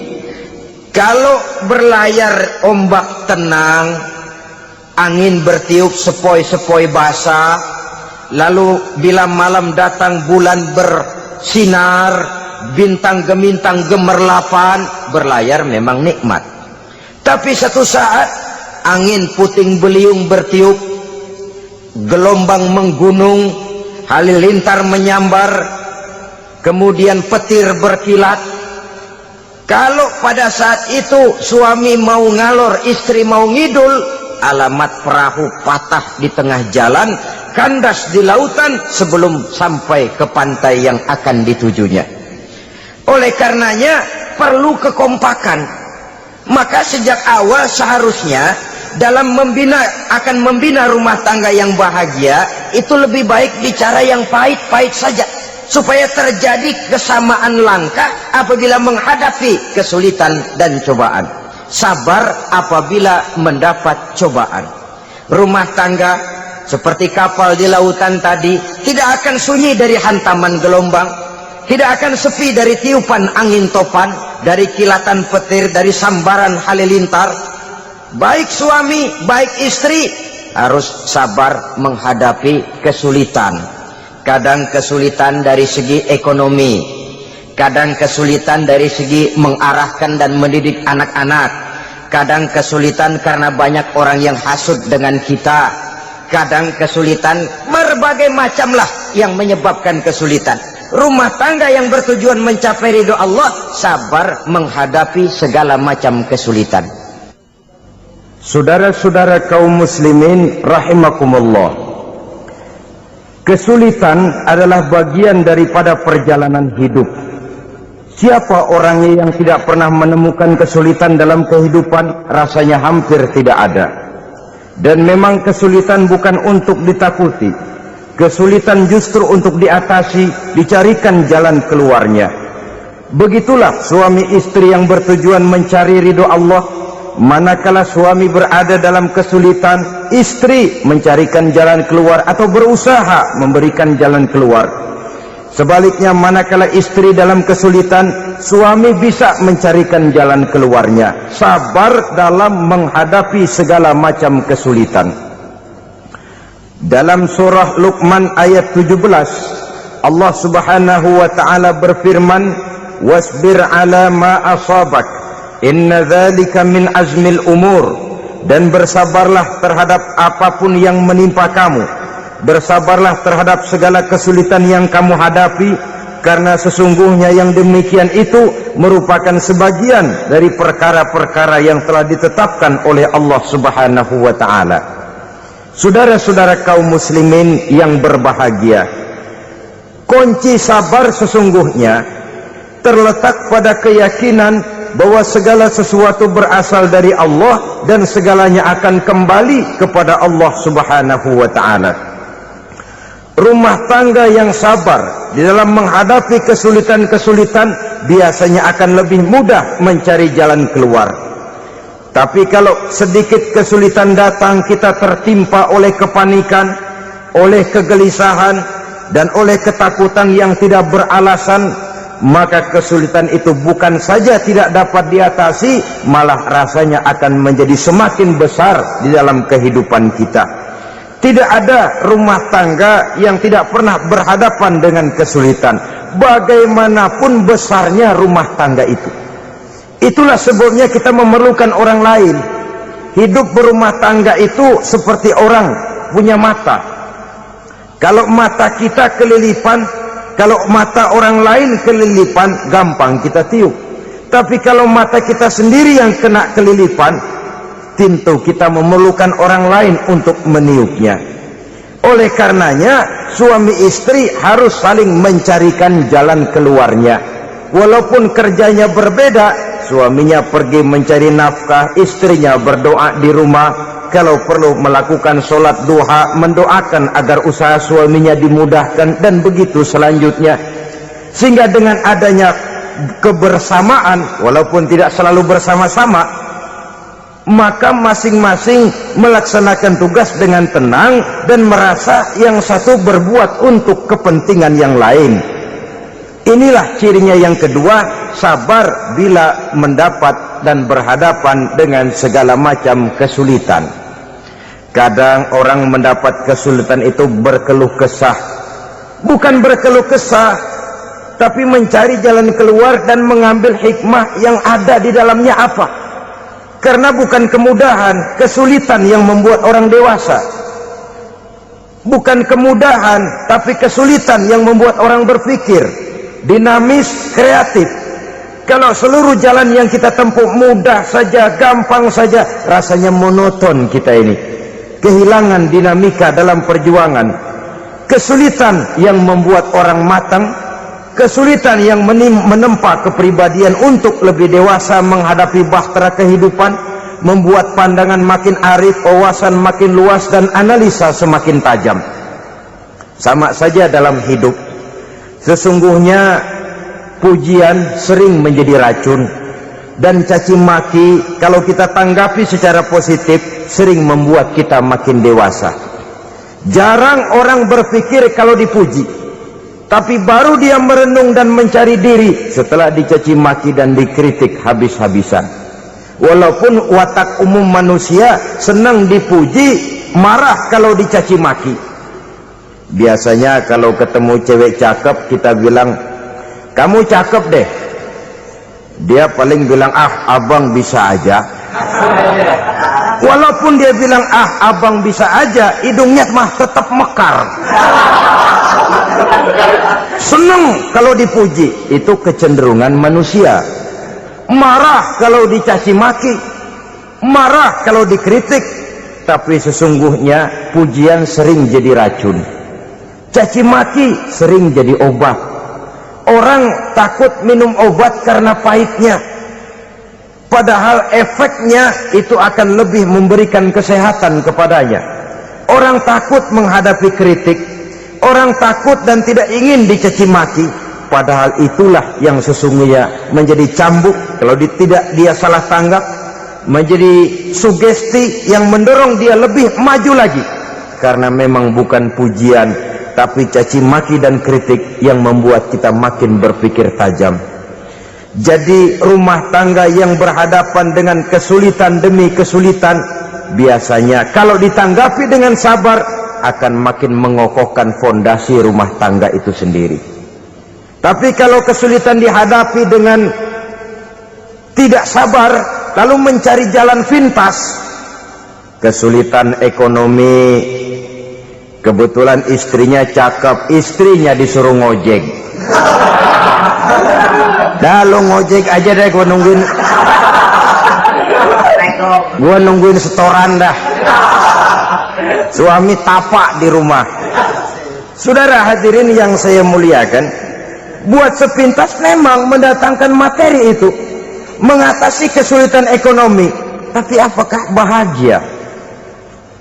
Walaupun rumah bisa jadi besar, perabotan bisa serba lebih lengkap dan ada, tapi apakah semuanya mendatangkan bahagia? Sementara suami kehilangan rasa cemburunya, dan dalam agama itu disebut dayus. Dayus, suami yang tidak punya rasa cemburu kepada istrinya. Dan orang dayus kayak begitu, haram mendapat bau sorga. Bau sorga saja tidak dapat, apalagi masuk ke dalamnya. Ya tapi juga jangan lantas mentang-mentang harus cemburu sama istri, overacting. Suaminya nawar sayuran, laki pulang ngomel, lu pacaran ya sama tukang sayur. Itu juga over, saudara-saudara. Kesulitan ekonomi diatasi dengan sabar. Sabar dalam arti berusaha dengan tidak mengambil jalan pintas, berusaha tetap berada di jalan yang diridhoi oleh Allah. Ini yang jadi problema ini rumah tangga sekarang ini, kesulitan ekonomi, di mana lapangan kerja sulit, di mana persaingan hidup tajam, sedangkan kita hidup ingin seperti orang lain. Kita mudah gelap mata, mudah picik pandangan, mudah sulit pertimbangan, lalu mengambil jalan pintas. Kadang menjual akidah, menjual keimanan. Kebetulan penderingan kering, ada yang nawarin beras 3 liter sama supermi 2 bungkus. Hari Minggu diajak ke gereja mau. Itu iman kena beras 3 liter telap. Kesulitan ekonomi, saudara-saudara, sehingga Imam Ali pernah berkata, kadal fakru ayyakuna kufran. Kemiskinan memang mudah membawa orang kepada kekafiran, kepada perbuatan-perbuatan yang bisa mengundang kekafiran. Oleh karena itu dalam tamsil lain beliau berkata, kalau ada ular dan ada kemiskinan, kemiskinan yang saya getok lebih dulu, kemiskinan yang saya bunuh lebih dahulu. Karena kemiskinan mudah membawa orang kepada kekufuran. Bagaimanapun sulitnya ekonomi yang dihadapi dalam rumah tangga, percayalah satu saat jalan keluarnya mesti ada. Mesti ada. Jangan sampai mengambil jalan pintas yang membuat kita keluar dari jalan yang ditinjau dari segi kemasyarakatan pun mendatangkan aib, ditinjau dari kehormatan berkeluarga pun mendatangkan nista, ditinjau dari segi ekonomi pun barangkali tidak akan mendatangkan kelimpahan materi. Jalan pintas pada umumnya, saudara-saudara, hanya memberikan kenikmatan yang sekejap. Dan apalah itu artinya kalau harus mengorbankan kesenangan yang abadi dan kekal.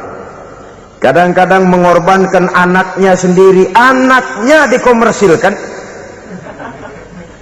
Pokoknya siapa yang nyamper lu berangkat aja dah. Asal pulang nenteng pisang sama jeruk sebongsang, orang tua udah anteng aja udah. Saudara hadirin yang saya muliakan, setiap kita selalu berhadapan dengan kesulitan.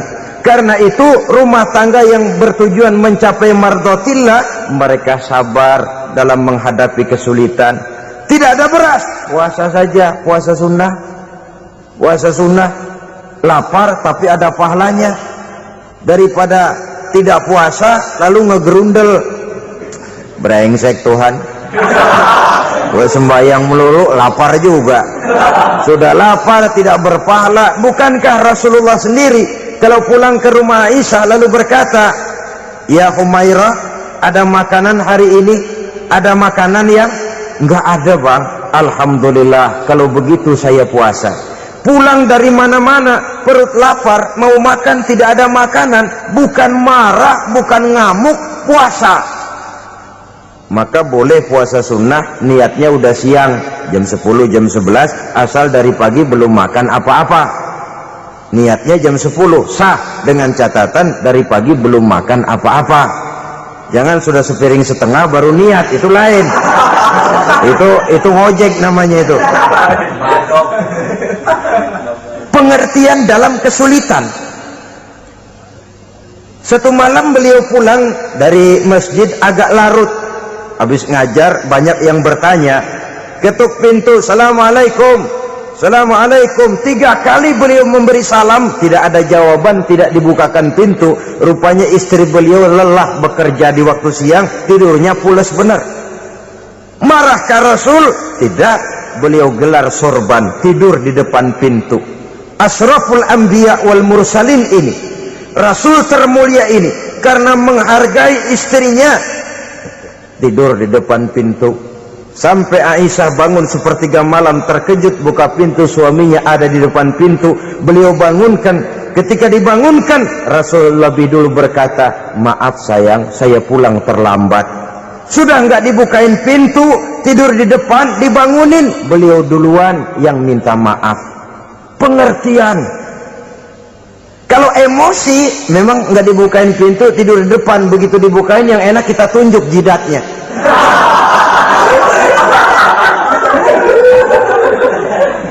Saudara hadirin yang saya muliakan, kesulitan di dalam kehidupan merupakan bagian daripada kehidupan. Bukan untuk ditakuti, tapi untuk diatasi. Bukan untuk dihindarkan, tapi dicarikan jalan keluarnya. Hadapilah kesulitan dengan baik sangka kepada Allah, dengan lapang dada, dan dengan tetap bersabar menghadapinya. Kenapa? Karena tujuan kita mendirikan rumah tangga, mencapai ridho Allah. Kalau anak kita perjualbelikan, kalau istri kita komersilkan, kalau akidah kita jual untuk mempertahankan rumah tangga, bukankah makin jauh saja rumah tangga itu dari ridho Allah? Ini tujuan utamanya. Yang ketiga, rumah tangga yang bertujuan mardotillah itu, suami istri yang merupakan fondasi di rumah tangga, suami sebagai pemimpin, istri sebagai pembina, selalu musyawarah dalam menyelesaikan persoalan. Walaupun istri ditakdirkan sebagai pemimpin dan suami sebagai pemimpin dan istri yang dipimpin, tapi agama menganjurkan musyawarah. Jangan mentang-mentang istri nyari duit, suami nyari duit, lalu menteleng. Segalanya mau diktator, segalanya mau sendiri. Rumah tangga yang bertujuan mencapai ridho Allah selalu didirikan atas dasar musyawarah. Sehingga apabila sesuatu itu dihasilkan dari suasana musyawarah, tidak akan melahirkan penyesalan di belakang hari. Kalau tidak berjalan menurut seleranya masing-masing, belakangan timbul penyesalan, akhirnya main salah menyalahkan. Kalau sudah saling salah menyalahkan, itu artinya sudah saling mengungkit kekurangan masing-masing. Akibatnya tidak ada lagi saling menghargai. Jadi dengan demikian musyawarah di dalam menyelesaikan persoalan, menghadapi kesulitan ekonomi, musyawarah, menghadapi kenakalan anak, musyawarah, akan membeli ini dan itu sebaiknya juga musyawarah. Kalau merupakan hasil musyawarah, maka saudara-saudara hasilnya pun akan dihadapi oleh bersama. Enak rasakan bersama, tidak enak rasakan bersama. Kenapa? Tadinya musyawarahnya bersama-sama juga. Nah kalau hasil sendirian, giliran enak mungkin yang satu mau ikut, giliran tidak enak yang satu nuding, gua kata juga apa ya? Kan begitu akibatnya kalau tidak berdasarkan musyawarah lebih dahulu. Maka insya Allah hasil musyawarah ini setidaknya tidak akan mendatangkan sesalan di belakang hari nantinya. Saudara-saudara kaum muslimin rahimakumullah, ciri yang keempat, sepasang suami istri yang bertujuan mencapai ridho Allah dalam upaya mencapai rumah tangga bahagia itu tawakal apabila mempunyai rencana. Tawakal berserah diri kepada Allah, bukan berserah diri dalam artian mutlak yang mengarah kepada fatalism atau predestination. Kita sering mengartikan tawakal secara salah. Belum apa-apa sudah menyerahkan diri kepada Allah. Memang semuanya terjadi menurut maunya Allah dah. Gak usah ngapa-ngapain, bagaimana Tuhan aja dah. Lapar juga nggak usah makan, kalau takdirnya kenyang pan kenyang. Ya udah lapar terus kita. Makan dulu perkara nanti kenyang apa tidak, itu baru tawakal. Kalau sakit ke dokter soal sembuh atau tidak, baru tawakal. Artinya usaha itu ada.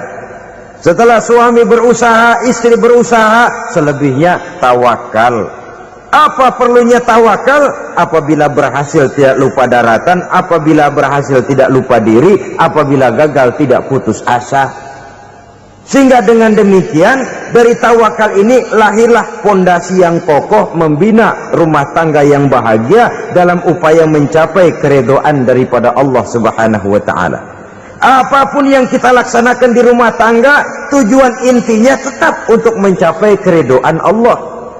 Beli kendaraan untuk mencapai ridho Allah, lalu dipakai ngaji, dipakai ke masjid dan sebagainya.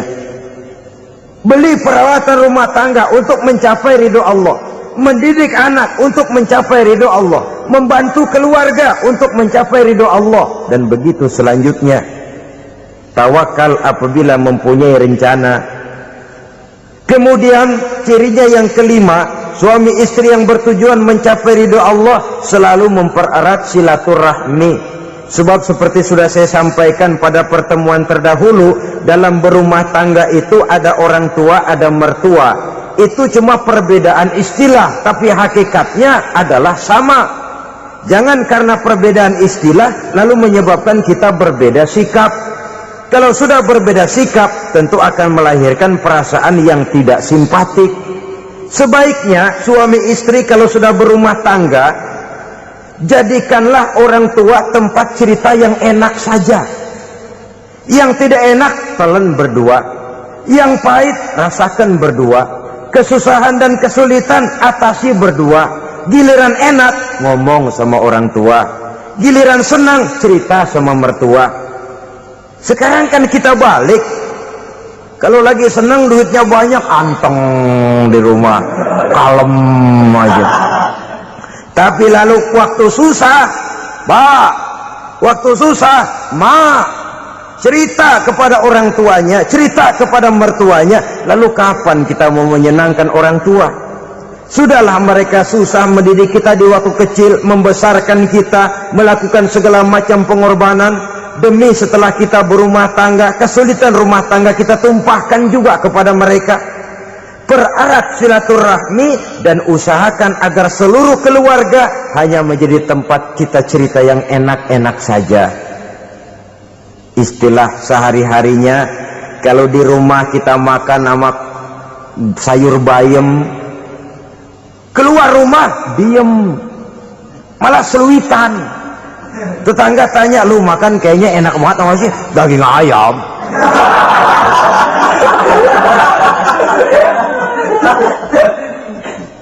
Lalu tetangga kan akan berbisik, ya makannya tuh orang enak bener ya, rumah tangganya tiap hari makan sama daging ayam.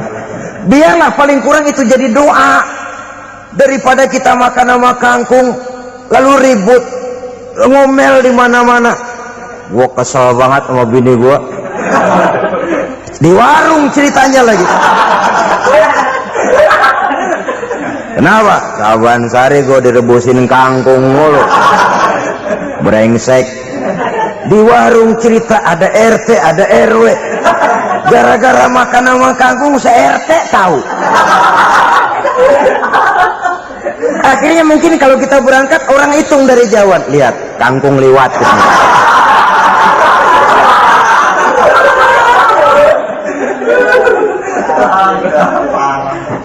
Bisa menjaga yang disebut security informasi, rahasia rumah tangga.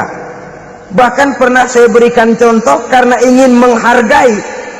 Suami beliin kain batik buat istrinya, istri tahu begitu sepintas nih kain jelek nih, Tapi karena mau menyenangkan suaminya, dia bohong. Bagaimana Bu kain yang Bapak beliin? Aduh bagus bener Pak, bagus sekali itu kain. Warnanya Pak emang yang model begitu tuh. Tetangga kita mana ada yang pakai kain begitu Pak? Ya emang nggak ada, jelek. Menghargai. Sebab kalau waktu itu si istri jujur, yang timbul sakit hati suami. Bagaimana Bu kain yang saya beliin? Goblok lo. Kain begitu dibeliin di pasar juga banyak 1.400, campur odol lagi.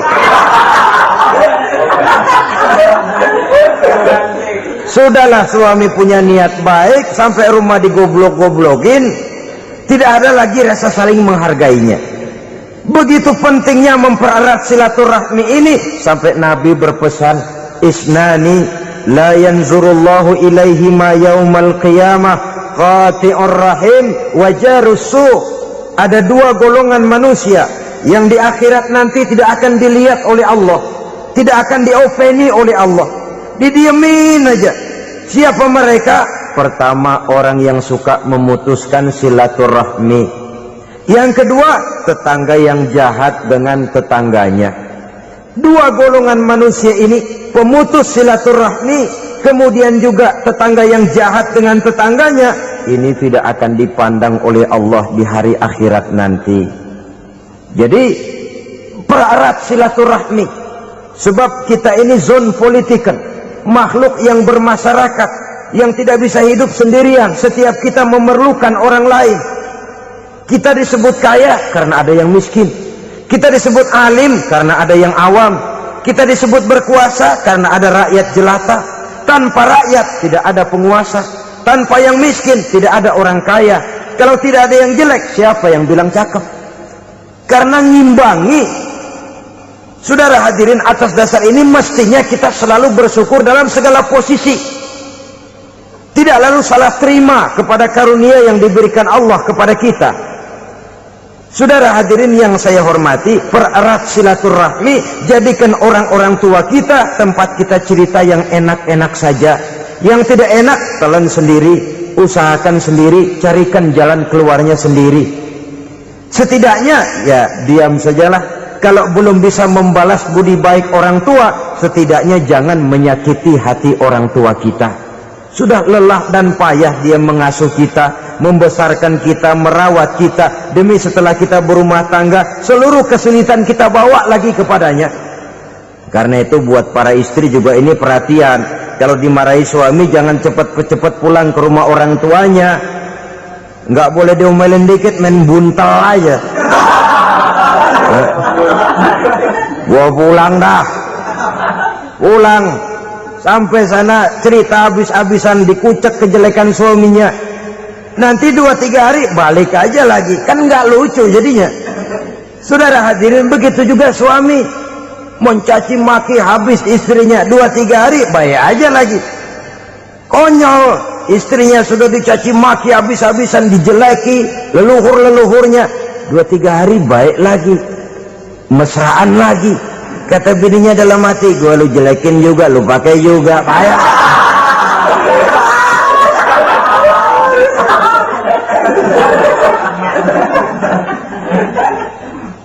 Saudara hadirin yang saya muliakan, itulah sebabnya pada awal tadi saya katakan perlunya kita mempunyai timbangan baik sebagai suami maupun sebagai istri. Nah, dari mempererat silaturahmi ini akan terjalin rasa kekeluargaan. Maka tradisi arisan keluarga itu bagus sesungguhnya untuk mempererat silaturahmi. Cuma celakanya bukan silaturahmi yang jadi tujuan, arisannya itu yang jadi tujuan. Akibatnya apa? Kalau belum narik mah semangat banget datang dah. Begitu udah narik aja udahan. Itu celakanya. Akhirnya silaturahminya jadi nomor 2, arisan semata-mata yang menjadi tujuan. Sesungguhnya itu bagus untuk mempererat silaturahmi. Karena kalau kita dengan kita sesama saudara sudah tidak saling mau mengenal, bagaimana dengan anak-anak kita? bagaimana dengan cucu-cucu kita, 2-3 generasi yang akan datang, tentu akan lebih saling tidak mengenal lagi. Baiklah ya, yang keenam, suami istri yang bertujuan untuk mencapai keridhaan Allah itu selalu berusaha tolong menolong di dalam kebajikan. Sebab Allah pesankan itu di dalam Al-Maidah ayat 6, wa ta'awanu 'alal birri wat taqwa wa la ta'awanu 'alal itsmi wal 'udwan. Bertolong-tolonganlah kamu di dalam kebaikan, di dalam bertakwa kepada Allah. Jangan bertolong-tolongan di dalam maksiat, di dalam dosa, dan di dalam usaha yang menimbulkan permusuhan. Kalau suami marah kepada seseorang, istri jangan ngipasin. Oh bang, yang begitu mah dibayain tuman. Udah habisin aja dah. Anak-anaknya marahin sekalian. Ngipasin. Istri kesel sama tetangganya, suami ngipasin. Emang tuh tetangga kita, hahu. Habis orang dikipasin. Ta'awanu 'alal birri wat taqwa, bertolong-tolonganlah di dalam kebaikan. Istri malas ngaji, suami mendorong, memberikan sugesti. Suami malas berusaha, istri memberikan sugesti. Saling tolong menolong di dalam kebaikan dan takwa, dan jangan tolong menolong dalam dosa dan permusuhan. Kata suami, Bu, daripada kita melarat terus hidup, kita piara tuyul yuk. Kata istrinya, nah ini sudah menyimpang bang. Bersabarlah, bagaimanapun insya Allah kita tidak akan mati kelaparan. Piara tuyul itu nanti jadi pindah akidah, merusak iman, berteman dengan setan. Apalah artinya kekayaan dan kesenangan sebentar kalau harus mengorbankan kekayaan dan kesenangan yang abadi. Ini sudah alal ismi wal udwan, sesuatu yang mengandung dosa. Saudara hadirin yang saya hormati, kemudian yang keenam, berbaik sangka. Baik suami maupun istri sama-sama saling berbaik sangka. Suami melepas istri, istri melepas suami dengan hati yang ikhlas. Suami meninggalkan istri di rumah dengan jiwa yang bersih dan rasa yang aman. Ada rasa baik sangka, dan ini modal dasar. Kalau sudah dilandasi oleh buruk sangka, tentu yang lahir nanti adalah perasaan-perasaan yang tidak baik. Akibatnya sangat tidak menguntungkan. Inilah beberapa ciri dari rumah tangga yang didirikan atas dasar mardhatillah, mencapai keridhaan dari Allah. Nanti akan menyusul tujuan berikutnya, diantaranya mendapat keturunan, diantaranya lagi mendatangkan gairah untuk lebih berusaha mencari rezeki karena sudah merasa punya tanggung jawab berupa anak dan istri. Mempererat silaturahmi itu cuma tujuan-tujuan sekundernya saja. Tujuan primernya kita melakukan suatu nikah untuk mencapai keridhaan dari Allah Subhanahu wa taala. Silakan punya istri cantik, kaya, tapi tujuan utamanya kita membina rumah tangga untuk mencapai ridho dari Allah. Karena itu dasarnya mawaddatan warahmah. Jangan cuma cinta, tapi juga kasih sayang. Cinta, kecenderungan kepada jasmani akan berakhir, tapi kasih sayang, kecenderungan kepada rohani, makin tua malah makin erat, makin tua malah makin mesra. Sehingga kadang kita menampak kakek-kakek dan nenek-nenek lagunya kayak pengantin baru. Apa cinta-cintaan? Tidak. Bagaimana kakek-kakek sama nenek-nenek harus bilang I love you? Yang masih ada itu waktu itu mawaddah, kasih dan sayang.